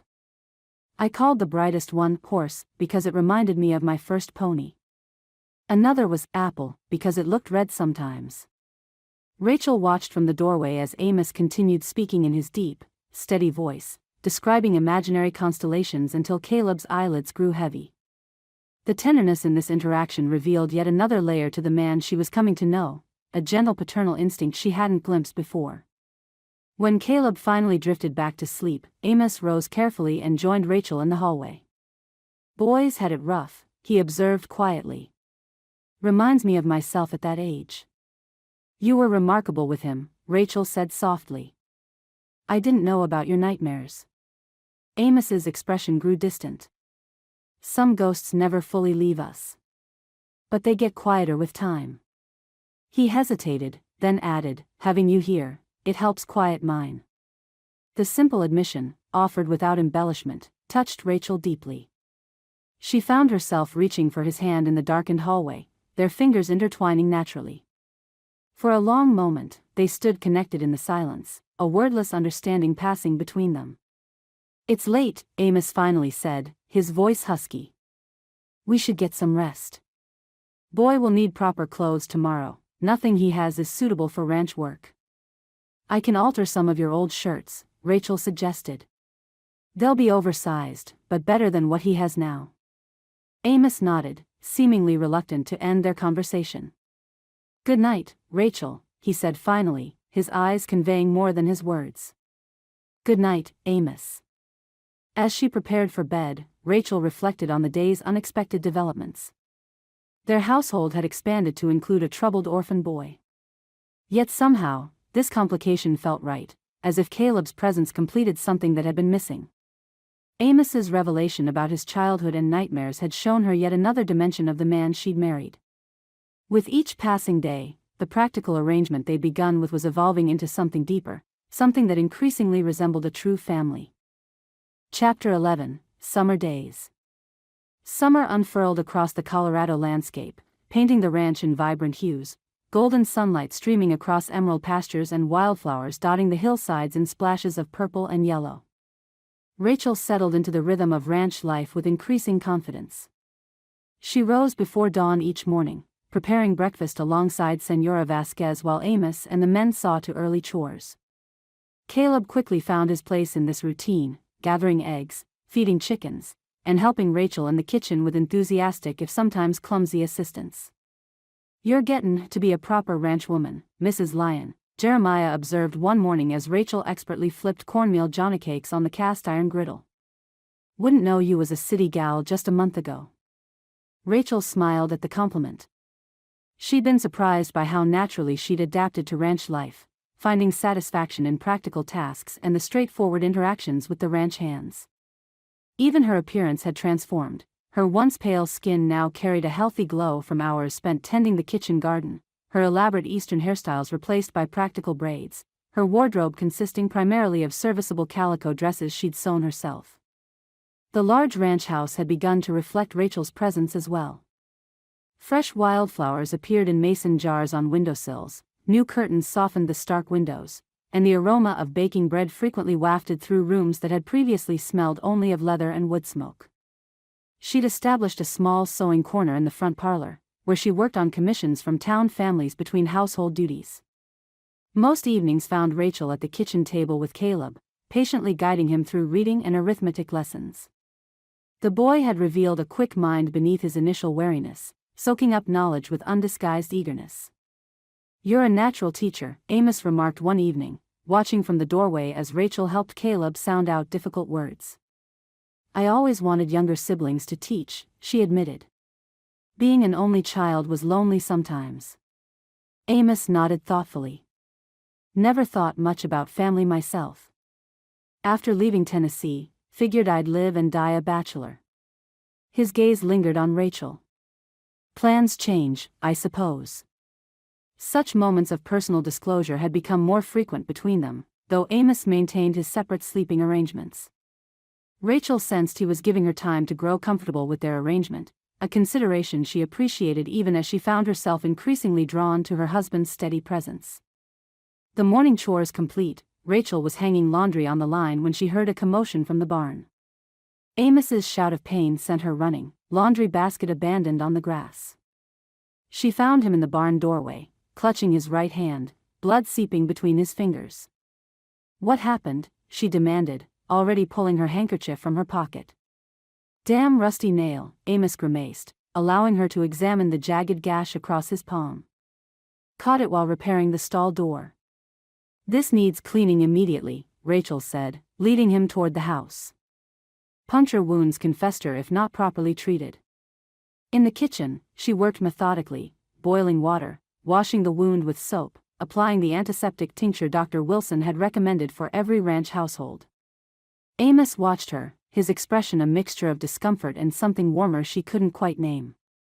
"You've done this before," he observed as she wrapped clean bandaging around his hand. "My father was prone to workshop accidents," Rachel explained. "Mother taught me basic doctoring early." Their physical proximity as she dressed his wound created an unexpected intimacy. Rachel found herself acutely aware of Amos's breathing, the calluses on his uninjured hand, the clean masculine scent of him beneath the day's honest sweat. Amos seemed similarly affected, his eyes darkening as her fingers brushed against his wrist while securing the bandage. "There," she said, her voice unexpectedly breathless. "Keep it clean and dry as possible." Amos caught her hand before she could move away. "Thank you," he said simply, his gaze holding hers. The charged moment between them shattered at Caleb's excited entrance. "Mr. Amos. I caught a bullfrog down by the creek. He's big as a dinner plate." The boys skidded to a halt, taking in their closeness and Amos's bandaged hand. "You hurt, Mr. Amos?" "Nothing serious," Amos assured him, releasing Rachel's hand with apparent reluctance. "Let's see this magnificent frog of yours." Life at the ranch had fallen into such comfortable patterns that Rachel was almost startled to realize the 4th of July celebration was approaching. Nearly a month had passed since her wedding day. Smithfield's Independence Day gathering was apparently the social highlight of summer, with families traveling from outlying homesteads to enjoy the festivities. "There'll be horse races, shooting contests, and enough food to feed the territorial militia," Amos explained as they rode toward town in the buckboard, Caleb bouncing excitedly beside Rachel on the seat. The boy had thrived under their care, his once thin frame filling out, his eyes losing their haunted look. Main Street had been transformed for the celebration.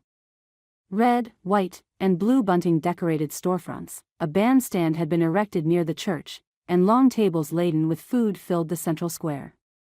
Rachel recognized familiar faces as Amos helped her from the wagon, Martha Caldwell waving enthusiastically, Ruby from the restaurant arranging enormous pies on a dessert table, Sheriff Caldwell supervising a group of men setting up targets for the shooting competition. "Rachel." "Amos." Martha hurried over, enveloping Rachel in a warm embrace. "And young Caleb, too. My, how you've grown." She stepped back, assessing Rachel with obvious approval. "Ranch life agrees with you, dear. You're positively glowing." The celebration was in full swing by midday. Children raced through the square playing tag, a fiddler and banjo player provided lively music, and the shooting competition drew a crowd of appreciative observers. Amos, despite his injured hand, placed respectably in the contest, earning good-natured ribbing from the other competitors. "Would have won easy if not for that bandage," Jeremiah insisted loyally. "Best shot in the county, our boss."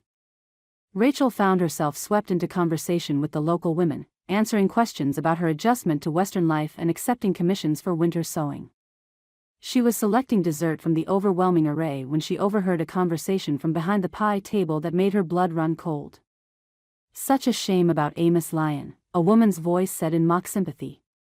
"Seems he can never keep a wife. First that city girl who couldn't handle frontier life, now this one," another voice agreed. Rachel recognized it as belonging to Josephine Miller. "Though I suppose mail-order brides can't be choosers. What exactly happened with his first marriage?" "I've heard whispers." "It's his cruel nature," Josephine's voice dropped to a theatrical whisper loud enough to carry. "Sarah wasn't the only one to suffer from it. There's a reason no local girl would have him after what happened in the winter of '79. Rachel stood frozen, the plate in her hand forgotten. She'd known of Sarah from Amos's brief explanation, but Josephine's insinuation suggested something far darker. Before she could move away, she realized Amos had approached from behind, close enough to have heard every word. His face had gone completely blank, a mask that revealed nothing of his thoughts. Without acknowledging the gossips, he turned to Rachel. "Would you care to walk with me?" he asked formally, offering his arm. They strolled in silence toward the church, away from the celebration's noise. Once they were alone, Amos spoke, his voice controlled. "I imagine you have questions." "Amos, you don't need to." "No," he interrupted gently. "You deserve the truth, especially after hearing Josephine's poison." He hesitated, then continued with quiet dignity. "I was never cruel to Sarah. She left because she hated the isolation, the hardship of ranch life. As for the winter of '79. Pain flickered across his features. "That's a different story entirely and has nothing to do with my character as a husband." Rachel studied his face, the integrity evident in his steady gaze, the hurt beneath his composed exterior. "I believe you," she said simply. "And I think I know you well enough now to judge your character for myself." Relief washed across Amos's features, followed by something that looked remarkably like tenderness. "You honor me with your trust, Rachel."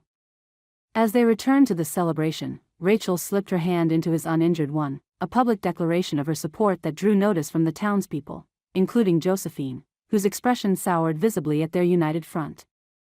The remainder of the day passed pleasantly, concluding with a spectacular fireworks display that left Caleb wide-eyed with wonder. As they rode home beneath a canopy of stars, Rachel found herself reflecting on how completely her life had transformed in just 1 month. She had arrived in Colorado a stranger yet now felt more at home on this remote ranch than she ever had in bustling New York. Beside her, Amos drove the wagon with his usual quiet competence, occasionally glancing at her with an expression that made her heart quicken.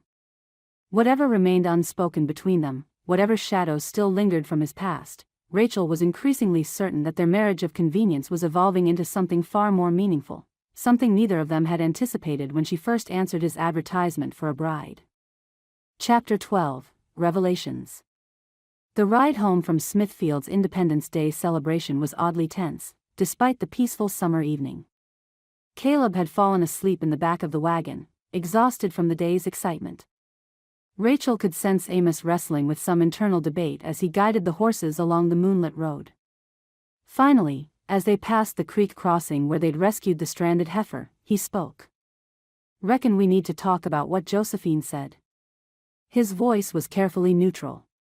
"You've been mighty patient, not asking about my past." Rachel studied his profile in the darkness. "I trust you, Amos. You don't owe me explanations." "Maybe not," he agreed. "But I want you to know the truth. All of it." He fell silent again until they reached the ranch. After settling the horses and carrying a still sleeping Caleb to his bed, Amos led Rachel to the porch. The night was warm, crickets chirping in the tall grass, stars scattered like diamonds across the velvet sky. "Sarah came to Colorado with her father in '75, Amos began, his voice low. "He had mining aspirations that didn't pan out. When he died of fever that winter, she was alone. We married quickly, she needed security, and I..." He paused. "I was younger then, thought love would naturally follow marriage. But it didn't. She hated everything about ranch life. The isolation, the endless work, the lack of society. Can't blame her, really. She was raised for parlors and piano playing, not cooking for ranch hands and battling dust storms." His voice held no bitterness, only a sort of resigned understanding. "When she left, I was angry at first. Later, I realized it was better she went. We'd have made each other miserable trying to change what couldn't be changed." Rachel absorbed this, then asked gently, "And the winter of '79? Amos's shoulders tensed. "That's harder to speak of. Has nothing to do with Sarah, though Josephine likes to mix the stories to paint me darker." He stood, pacing the porch length before continuing. "That winter was brutal. Worst blizzard in 20 years hit in January. I had a young hand working for me then, Jamie Sullivan, just 16. Good kid, eager to learn. Rachel sensed the story's tragic turn before he spoke it. What happened? Cattle were scattered by the storm. Jamie insisted on riding out to the north pasture, said he'd heard bellowing up there. I told him to wait, visibility was near nothing in the blowing snow. But he was young, thought himself invincible. Amos's voice roughened with old pain. Found his body 2 days later when the storm broke.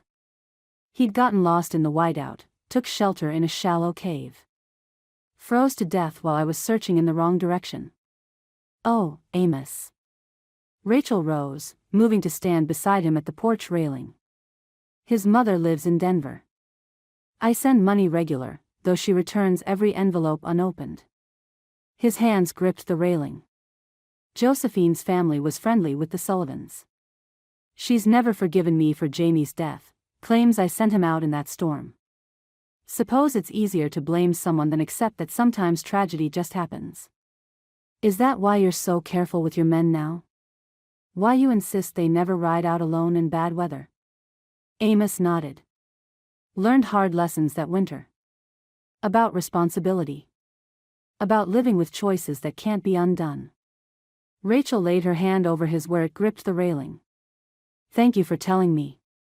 Ain't told anyone the full story before, he admitted. Most folks in town know pieces, made up their own minds about my guilt. You were not responsible for that boy's death, Rachel said firmly. Maybe not directly. But I was the one in charge. Should have locked the barn to keep him from riding out.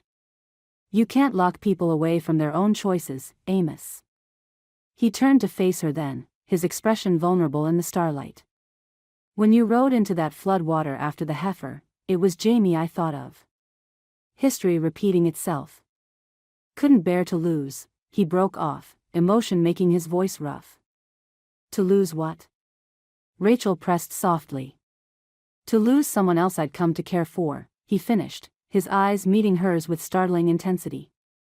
The admission hung between them, weighted with meaning.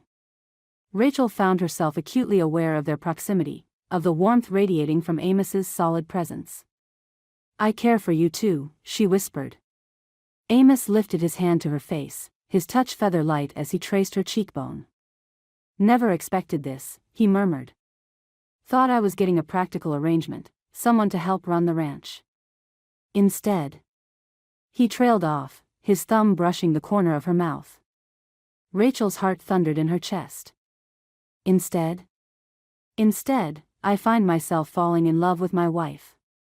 The words, spoken with such simple honesty, stole Rachel's breath. Before she could respond, Amos lowered his head and kissed her.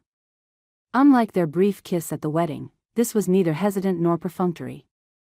His lips moved against hers with tender passion, his arms drawing her close as she melted into his embrace. When they finally parted, both slightly breathless, Amos rested his forehead against hers. Been wanting to do that for weeks, he admitted. Why didn't you? Wanted to be sure you'd come to care for me as Amos, not just as the husband you'd contracted to marry. Rachel smiled, her fingers tracing the line of his jaw. I think I began falling in love with you the day you offered shelter to an orphaned boy, then soothed his nightmares with made-up constellations. Amos captured her hand, pressing a kiss to her palm. Stay with me tonight, he asked softly. Not out of obligation, but because you want to. Rachel's answer was to rise on tiptoe and kiss him again, pouring all her newfound love into the gesture. Amos responded with a growl of approval, lifting her into his arms as he had on their wedding night, but this time carrying her toward his bedroom rather than depositing her at her own door. Later, as moonlight streamed through the window, Rachel lay in Amos's arms, listening to his steady heartbeat. I never thought I'd find this, she confessed. When I answered your advertisement, I hoped for security, maybe friendship. Love seemed too much to wish for. Sometimes, the best things in life are the ones we don't think to wish for. He pressed a kiss to her temple. Sleep now, Mrs. Lyon. We've got a lifetime ahead of us to count our blessings. Chapter 13, Threatening Skies. August arrived with unrelenting heat that baked the Colorado earth and tested even the hardiest ranch folk. Rachel had grown accustomed to the warmth, adapting her routines to take advantage of cooler morning hours. She rose before dawn to gather vegetables from the kitchen garden, the soil already warming beneath her feet as she harvested tomatoes and green beans. The past month had transformed her marriage in wonderful ways. Amos no longer slept apart, and their evenings were filled with quiet intimacy that made the day's labors worthwhile. Even Caleb had bloomed under their care, his nightmares growing less frequent as he settled into ranch life. The morning mail brought 2 letters that would shake their peaceful existence. The first, addressed to Amos, bore a Denver law firm's letterhead. The second, addressed to Sheriff Caldwell but delivered to the ranch by Miguel after his supply run to town, concerned Caleb. "It's from his aunt," Amos said, scanning the sheriff's letter while Rachel prepared lunch. "A Mrs. Myrtle Gibson in Denver. Says she's been searching for her sister's child since learning of her abandonment." Rachel nearly dropped the pot she was holding. "Myrtle Gibson? The widow I met on the train?" Amos looked up sharply. "You know her?" Rachel quickly recounted her journey west, including her interaction with the wealthy widow. She seemed particular about social status, critical of frontier life. Before Amos could respond, Caleb burst into the kitchen, face flushed from morning chores. "Miss Rachel, the new calves got loose, and Senora Vasquez says dinner's gonna burn if you don't come quick." The discussion of Myrtle Gibson was temporarily postponed as Rachel dealt with domestic crises. It wasn't until that afternoon, while working in her small garden, that the dizziness struck. The world tilted alarmingly, forcing her to sit abruptly in the dirt. "Mrs. Lyon." Senora Vasquez hurried from the kitchen. "You don't look right. Too much sun, maybe?" "I'm fine," Rachel protested, though the ground seemed to shift beneath her. "Just need a moment to rest." But Senora Vasquez was already calling for Amos, who appeared from the barn with remarkable speed. "What's wrong?" he demanded, taking in Rachel's pale face. "Just a spell of dizziness," Rachel tried to reassure him. "Nothing serious." Amos wouldn't hear of her protests, insisting on fetching Dr. Wilson from town. The doctor arrived by late afternoon, his examination thorough but his expression giving nothing away until he'd finished. "Well, Mrs. Lyon," he said finally, packing away his instruments, "I'd say congratulations are in order. You're expecting a child." The news struck Rachel with mixed joy and apprehension. She was still processing the doctor's words when Amos burst into the room, having clearly been listening at the door. "A baby?" he asked, his voice rough with emotion. "You're certain, Doc?" "I'd estimate about 2 months along," Dr. Wilson confirmed. "Mrs. Lyon will need to take care in this heat, mind. No more working in that garden during peak sun." After the doctor left, Amos knelt beside Rachel's chair, taking her hands in his. "A child," he whispered, awe evident in his voice. "Our child. Are you pleased?" Rachel asked, suddenly uncertain. Amos's response was to pull her into a fierce embrace. "More than I can say." He pulled back to study her face. "Are you happy, Rachel?" "Very," she assured him, meaning it despite her nervousness. "Though the timing is complicated, with Caleb's aunt appearing." Reality seemed to crash back into their moment of joy.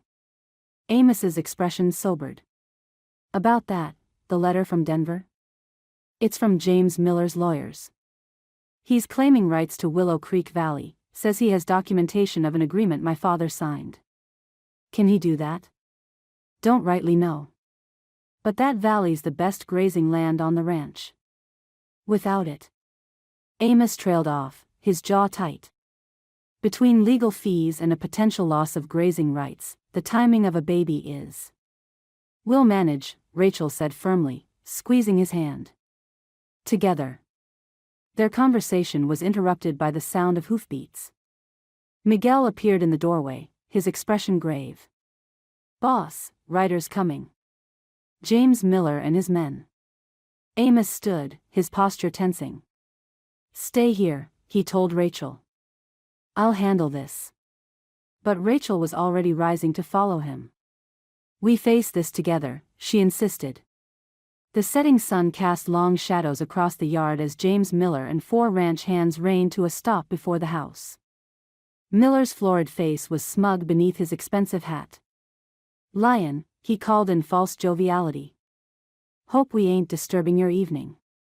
"State your business, Miller," Amos replied coolly. Miller produced a yellow document from his coat. "Found this in my father's papers. Agreement between him and your daddy, dated 1860. Gives the Millers rights to Willow Creek Valley and all water access therein." Amos's expression didn't change. "My father never mentioned such an agreement." "No?" "Well, his signature's right here." Miller's smile didn't reach his eyes. "Course, we might come to some arrangement. Josephine's always had a soft spot for this place." Rachel felt Amos stiffen beside her. Before he could respond, she stepped forward. "Mr. Miller, any legal claims should be properly filed through the territorial courts. I'm sure your lawyers can advise you on appropriate procedures." Miller's gaze swept over her dismissively. "This is men's business, ma'am." "This is family business," Rachel corrected firmly. "And I'm Amos's wife." "For now," Miller smirked. "Though given his history with wives, I wouldn't get too comfortable." He turned back to Amos. "Think about my offer, Lion. Hate to see you lose everything when there's an easy solution." As the riders departed, Rachel saw Caleb watching wide-eyed from the kitchen door. The boy's face was pale with worry. "Are they gonna take our ranch, Mr. Amos?" Amos's expression softened as he turned to the child. "No one's taking anything, son. This is our home." But later that night, as they lay in bed discussing the day's events, Rachel sensed Amos's deep concern.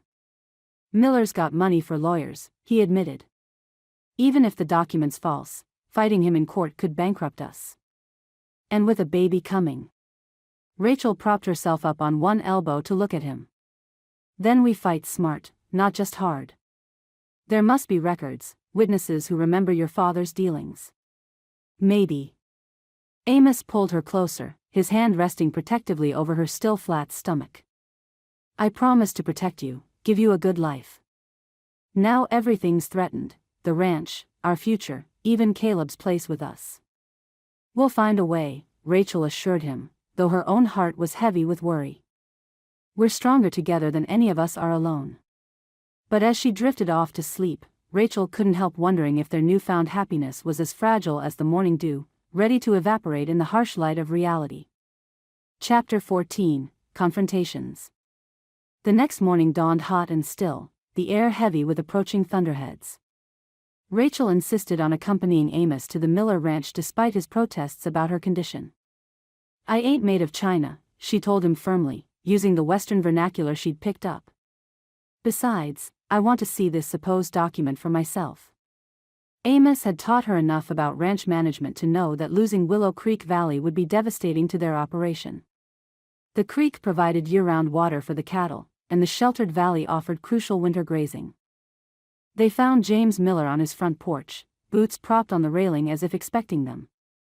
Josephine sat in a nearby rocker, her expression carefully neutral. "Well now," Miller drawled, not rising. "If it ain't the Lions come to talk sense." "We've come to see this document you claim exists," Amos said evenly, though Rachel noticed his jaw tightening. Miller produced the yellowed paper with a flourish. "Right here. Signed and witnessed, dated June 1860. Your daddy traded water rights for 3 prime horses." Rachel studied the document carefully. Her father's work with contracts had taught her to spot irregularities. "The ink seems remarkably fresh for a 15-year-old document," she observed. "And the paper's yellowed, but the fold lines are crisp." Miller's face darkened. "You calling me a liar, woman?" "She's calling you careless," Amos replied, his voice dangerously quiet. "My father died in 63. This document's dated 60, but it's signed Amos Lyon Sr. He didn't add Sr. to his signature until I was born, in 62. Color drained from Miller's face. Josephine stood abruptly, her rocker scraping against the porch boards. "Daddy, you promised this would work." Her eyes blazed with frustrated anger. "You said Amos would have to." "Quiet," girl.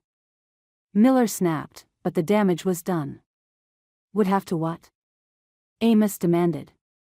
Marry Josephine to keep my land? Is that what this scheme was about? You were meant to be mine, Josephine burst out.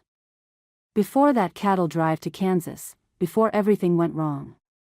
But you came back different, distant. Then that Sarah girl caught your eye, and when she left, you wouldn't even look at me. Now you've brought this Eastern bride, giving her everything that should have been mine. I never promised you anything, Josephine, Amos said quietly. We were friendly, nothing more. You chose to see something that wasn't there. Friendly? Josephine laughed bitterly. You courted me at every social, danced with me at every gathering. Everyone expected us to marry. That was your expectation, not mine. Amos's voice held a finality that made Josephine flinch. I'm sorry if I gave you the wrong impression. But this deception with your father crosses a line. Miller rose, his face mottled with anger. Now see here, Lion. A man protects his daughter's interests. This valley rightfully belongs to the Lion Ranch, Rachel interrupted firmly. As recorded in the Territorial Land Office and witnessed by a dozen old-timers who remember Amos's father refusing to sell any part of his claim. How would your standing in the church council weather a fraud investigation, Mr. Miller? The threat hung in the air like the approaching storm. Miller's expression wavered between rage and calculation. Finally, he ripped the forged document in half. Get off my property, he growled. Both of you. As they mounted their horses, Josephine called after them. He'll never make you happy. Ask him about Jamie Sullivan's death, about how he sent that boy to die in the blizzard. I know all about Jamie, Rachel replied calmly. And about Sarah. Amos told me everything. Everything? Josephine's voice held a desperate edge. Did he tell you he was seen kissing Sarah the day before I accepted Edward Harrison's proposal? That's why I agreed to marry a man I didn't love, because Amos betrayed me first. Amos wheeled his horse around. That's a lie, Josephine. I never touched Sarah until after our wedding. You're remembering what you want to remember. You broke my heart, Josephine whispered, tears streaming down her face. Everything I've done was to make you feel that same pain. I'm sorry for your pain, Amos said gently. But it's time to let go of the past. I've found my future with Rachel. They rode home in thoughtful silence. Near the creek crossing, Amos reined his horse to a stop. I should have told you about Josephine's feelings back then. Didn't think they mattered anymore. They don't, Rachel assured him. Though I understand her better now. Loving someone who doesn't love you back must be terribly painful. Amos reached across the space between their horses to take her hand. I'm grateful every day that you answered my advertisement. Not just because you're strong and capable, but because you see me clearly, past and all, and love me anyway. Speaking of seeing clearly, Rachel said, we should tell Caleb about the aunt in Denver. He deserves to know. Amos nodded heavily. Reckon you're right. Though I've grown mighty fond of having him around. As have I. Rachel squeezed his hand. But if Mrs. Gibson can offer him a proper home and education. We've got to think of what's best for the boy, Amos agreed reluctantly. Even if it ain't what we want. They found Caleb in the barn, helping Miguel repair a harness. The boy's face lit up at their approach, then fell as he registered their serious expressions. Something's wrong, he said. Is it about Mr. Miller trying to take the ranch? No, that's settled, Amos assured him. But we did receive a letter. About your mother's sister in Denver. Caleb's face paled. I got an aunt? Mrs. Myrtle Gibson, Rachel said gently. She's been looking for you since learning about your mother's departure. Do I gotta go with her? Caleb's voice quavered. I like it here. You and Mr. Amos are like. He stopped, swallowing hard. Like family? Amos finished softly.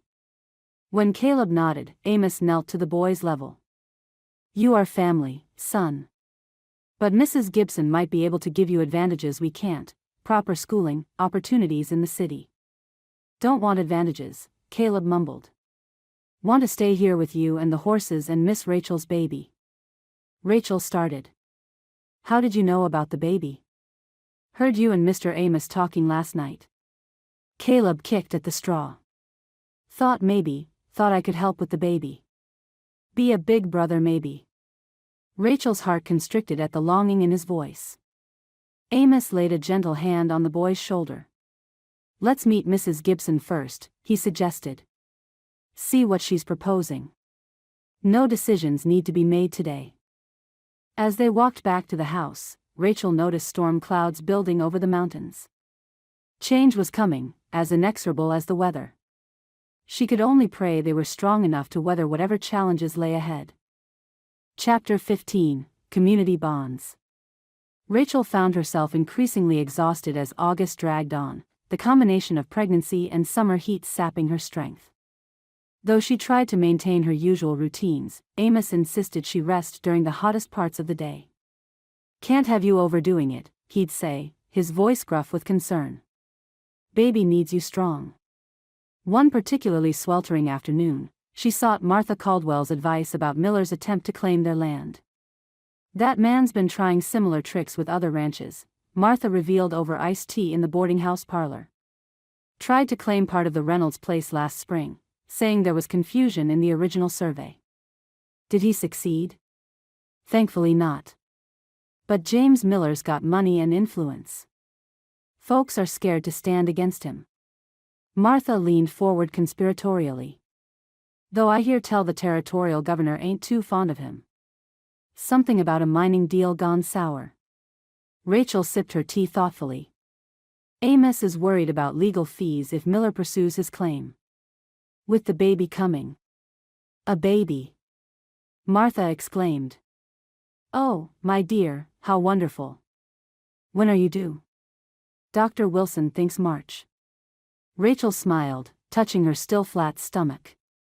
But please, Martha, I need your counsel about Miller. Martha's expression grew serious. The county records might help. They go back to the first settlements. Sheriff keeps them in his office, though they ain't exactly organized. That evening, Rachel shared Martha's suggestion with Amos. If we could find the original surveys, prove your father's claim beyond doubt. Amos nodded slowly. Worth looking into. Though those records are a mess, been meaning to organize them proper for years. The next morning found Rachel in Sheriff Caldwell's office, surrounded by dusty ledgers and yellowed maps. The sheriff had given her free rein to search, though he warned her the task was daunting. Ain't nobody bothered to file these proper since old Judge Matthews died in '75, he explained apologetically. She was deep in a volume of land transactions when Caleb appeared in the doorway. Miss Rachel? Can I help? I'm good at reading now, thanks to your teaching. Rachel smiled warmly. Of course. Look for anything mentioning Lion Ranch or Amos's father. They worked steadily through the morning, creating neat piles of relevant documents. Around noon, Caleb's excited voice broke the silence. Miss Rachel. Look what fell behind this cabinet. The boy extracted a rolled parchment, its edges crumbling with age.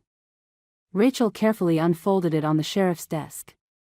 Her heart leaped as she recognized a detailed survey map, dated 1858, clearly showing the original property lines of what would become Lion Ranch.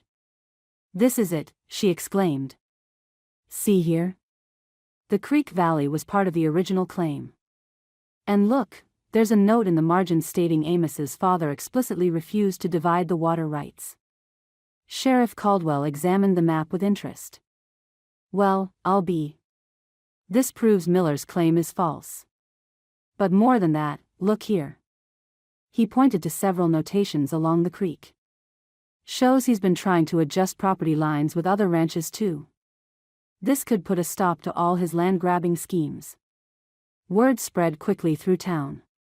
By evening, several ranching families had gathered at the Lion House to examine the map and share their own experiences with Miller's attempts to claim their land. Tried to say my north pasture was his last year, Jack Reynolds reported grimly. Threatened to fence it off if I didn't sell cheap. Same with our East Meadow, added Carl Peterson.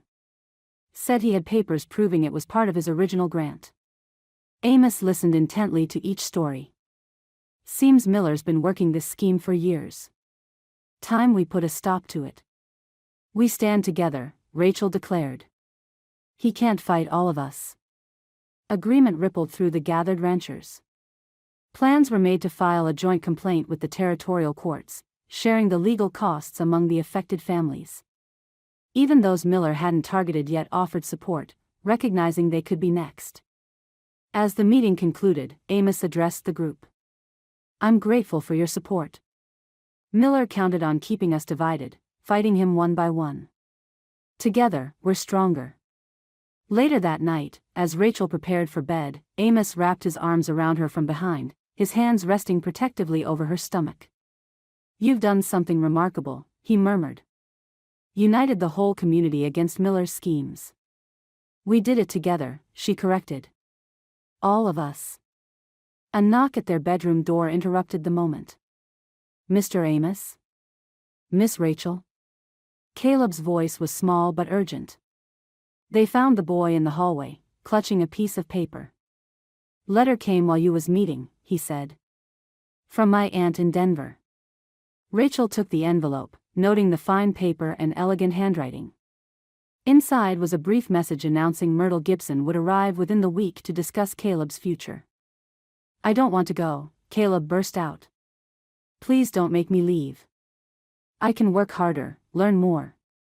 Amos knelt before the distraught boy. Nobody's making any decisions yet, son. We'll meet your aunt, hear what she has to say. But what if she wants to take me to Denver? Caleb's voice cracked. Away from the ranch, away from you and Miss Rachel and the baby? Rachel's heart ached at his distress. Then we'll figure something out, she promised, though she wasn't sure how. Whatever happens, you'll always have a home here with us. Later, lying beside Amos in the darkness, Rachel voiced her fears. What if Mrs. Gibson insists on taking him? She's his only blood relation. Blood ain't everything, Amos replied softly. But we have to consider what's best for Caleb. A proper education, opportunities we can't provide. He's happy here, Rachel protested. Loved.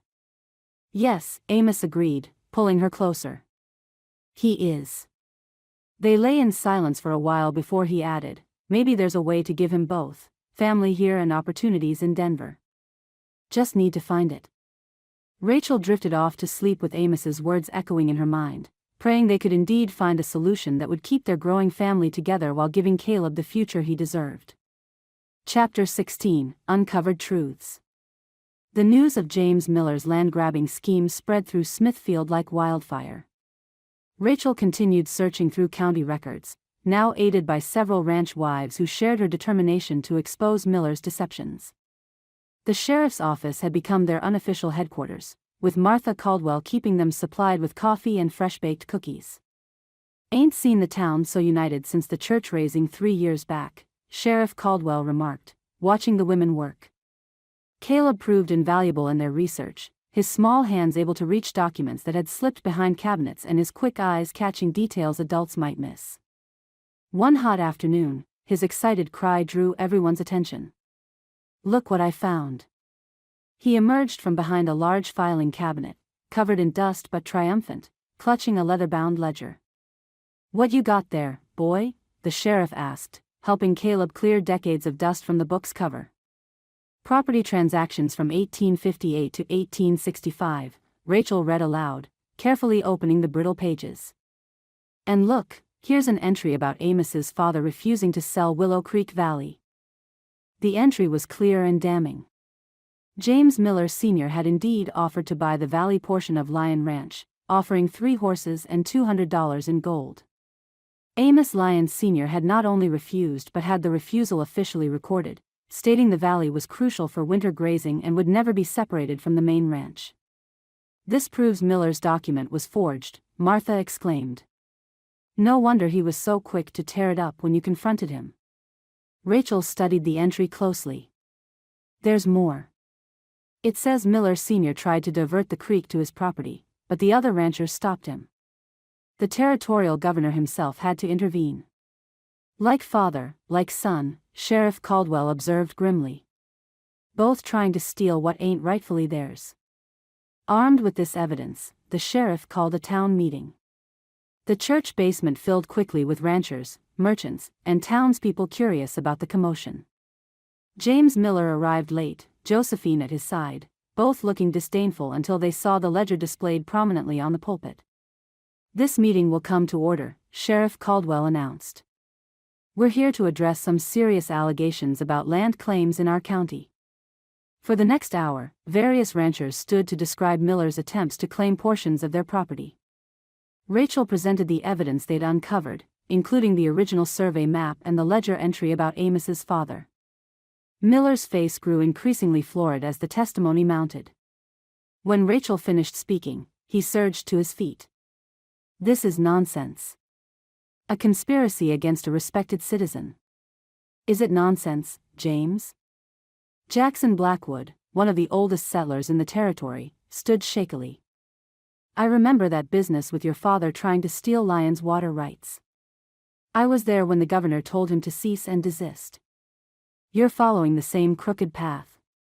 Murmurs of agreement rippled through the crowd. Miller looked around wildly, finding no sympathetic faces.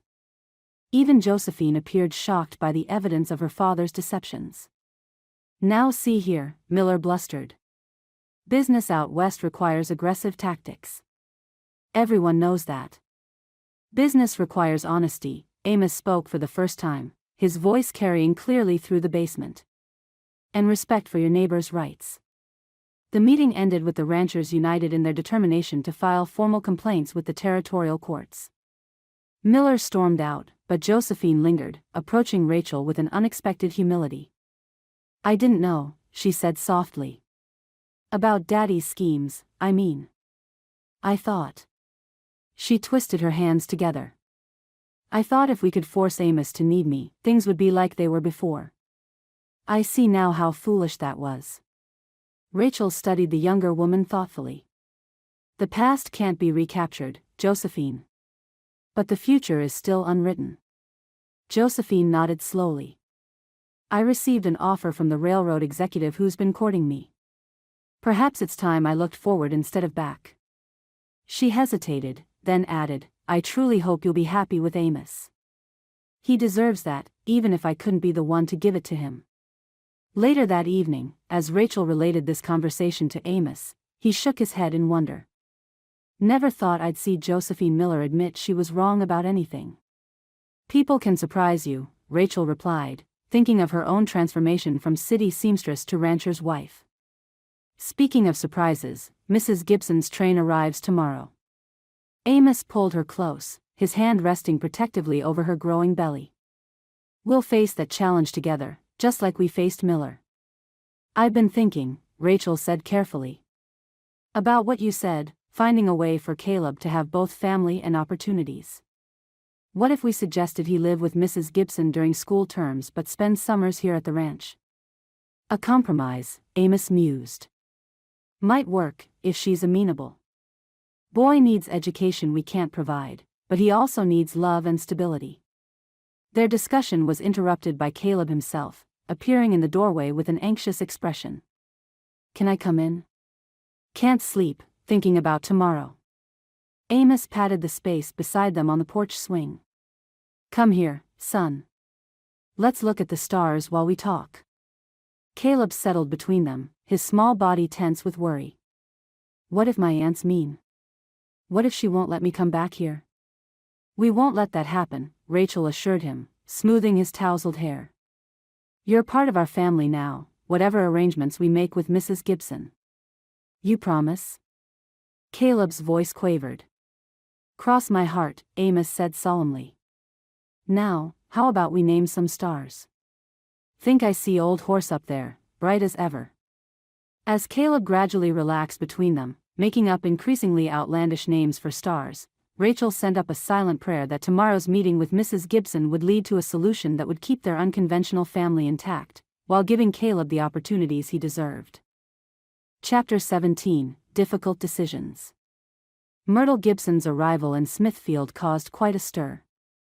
The wealthy widow descended from the Denver stage in a fashionable traveling suit, her expression critical as she surveyed the dusty Main Street. Rachel, waiting with Amos and Caleb by the stage stop, recognized the same commanding presence she'd encountered on her own journey west. "Miss Mathers," Mrs. Gibson said, then corrected herself. "Mrs. Lyon now, I understand. What an unexpected connection this is." "Welcome to Smithfield, Mrs. Gibson," Rachel replied politely. "May I present my husband, Amos Lyon, and your nephew, Caleb?" Mrs. Gibson's eyes softened as she studied the boy, who pressed closer to Amos's side. "You have your mother's eyes, child. Though you've grown since the photograph she sent years ago." "You knew my ma?" Caleb asked, interest overcoming his shyness. "She was my younger sister. Headstrong, always chasing wild dreams." Mrs. Gibson's voice held old pain. "I lost touch with her after she married your father. By the time I learned of her situation, she'd already abandoned you." Amos cleared his throat. "Perhaps we could continue this conversation somewhere more comfortable.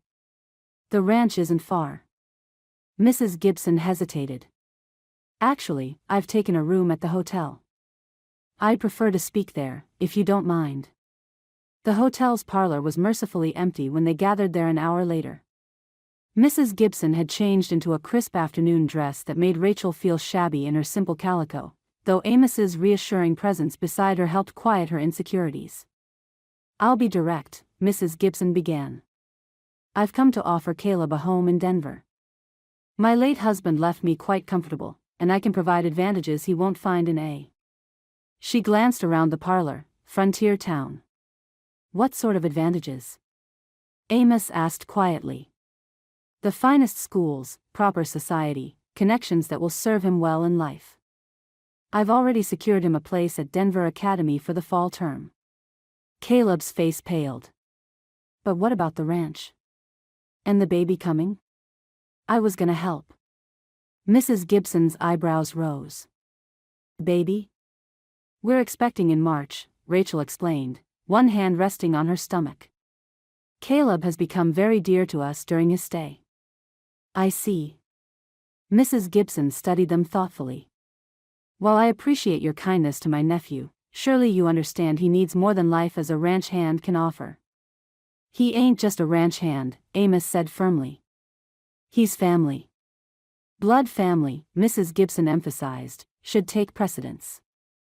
I can give him opportunities you cannot." "Perhaps," Rachel interjected, "we could find a compromise. Some arrangement that would give Caleb both advantages, education in Denver and family connections here." Mrs. Gibson looked skeptical, but something in Rachel's tone made her pause. "What do you propose?" "Caleb could attend school in Denver during term time, then spend summers and holidays here at the ranch. He'd benefit from both worlds, proper education and a loving family environment." "You seem very certain of your ability to provide that environment," Mrs. Gibson observed. "You've known the boy barely 2 months." "Long enough to love him," Rachel replied simply. "Long enough to know his nightmares, his hopes, his fear of abandonment. Long enough to want what's truly best for him, even if that means sharing him with Denver." Mrs. Gibson's expression softened slightly. "You're different from what I expected, Mrs. Lyon. When we met on the train, I thought you naive, chasing romantic notions of frontier life."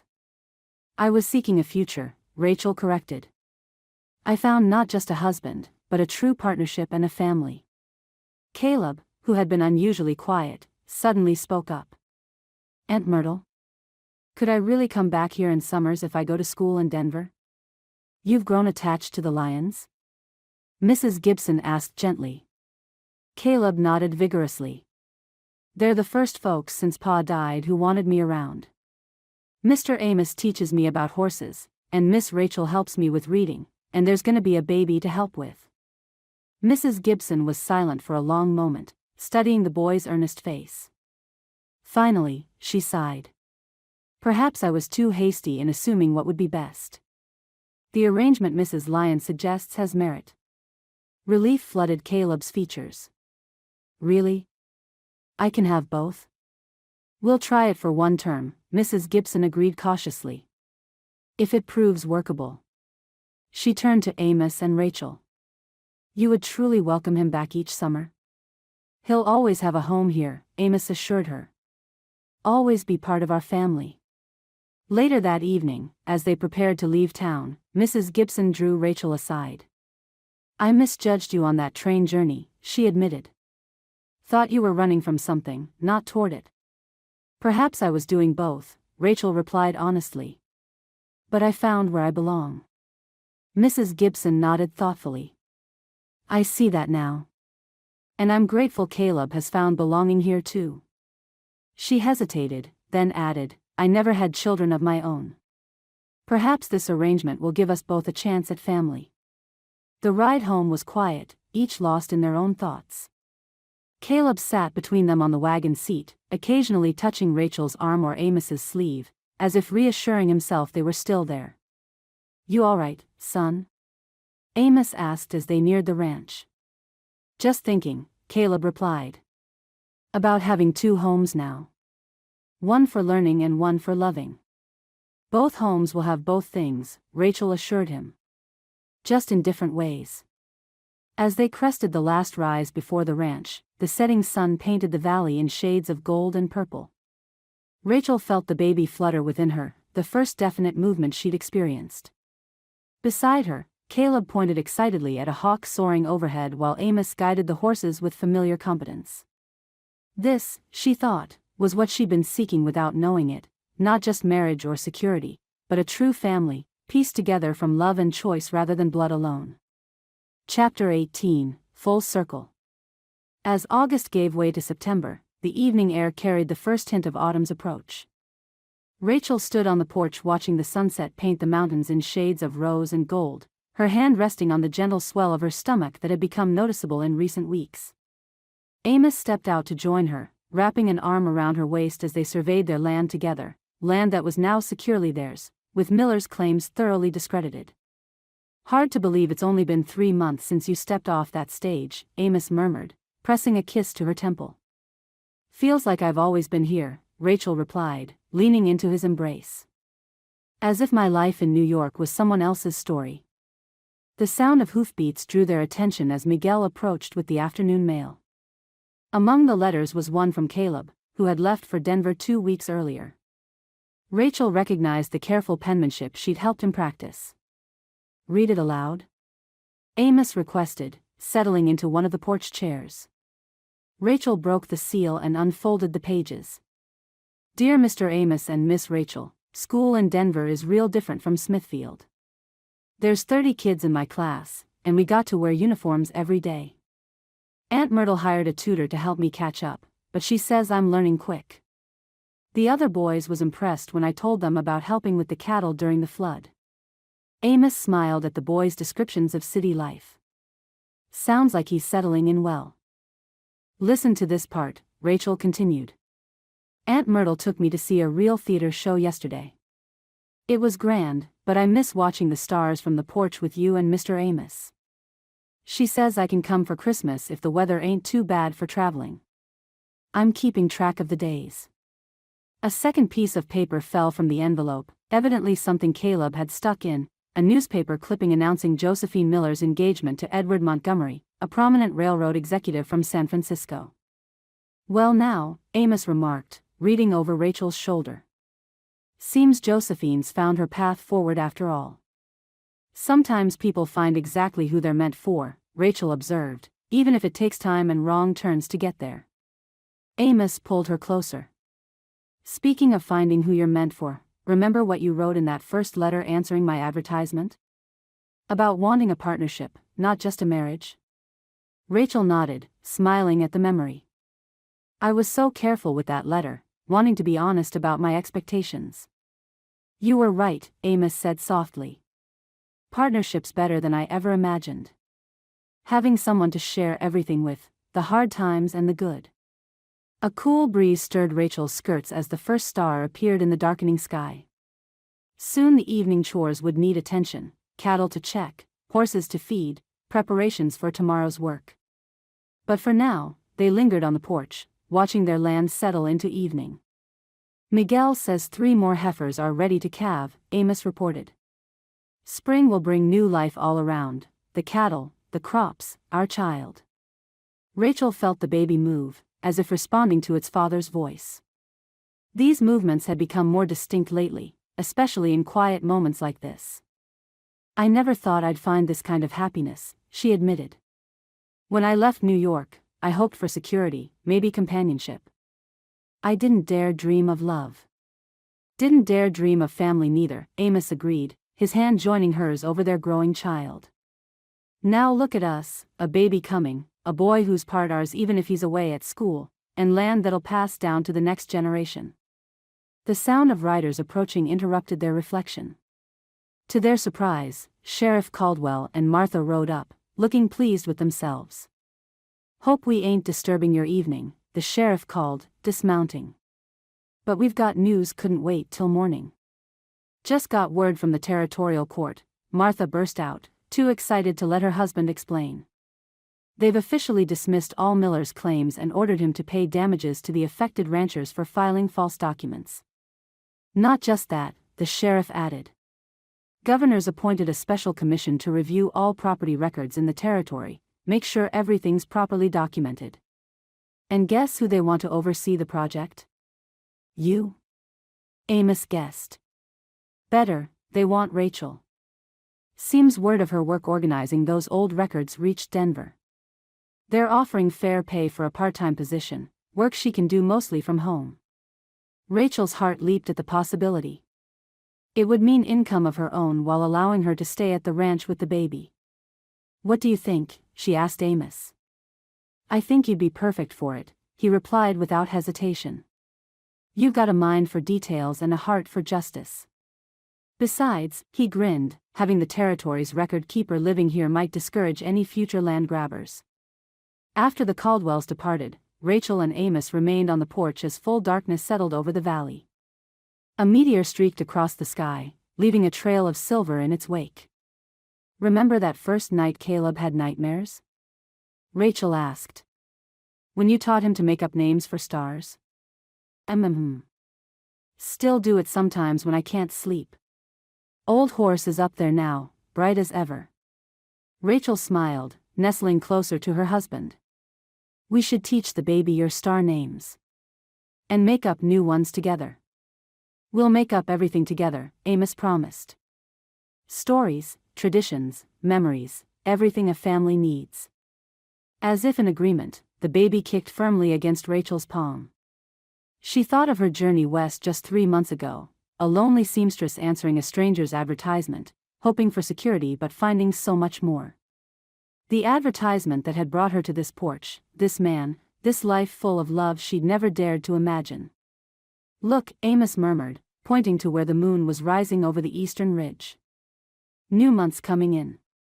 Good time for new beginnings." Rachel watched the silver light spill across their land, turning the familiar landscape into something magical. "Every day's a new beginning with you," she said softly. Amos's kiss was gentle but full of promise. Together they stood in the gathering night, their joined hands resting over their unborn child, while overhead the stars wheeled in their ancient patterns, horse and apple and all the others they'd named together, shining down on the home and family they'd built from love, trust, and the courage to believe in new beginnings. The end. Thank you for listening to this heartwarming story by Susannah Calloway. You can be assured that all her books are clean and wholesome. To find other romances by Susannah Calloway, as well as the other authors at Tika House Publishing, visit www.tikahousepublishing.com. Remember to hit like and subscribe, and we will see you in the next Susannah Calloway Western romance.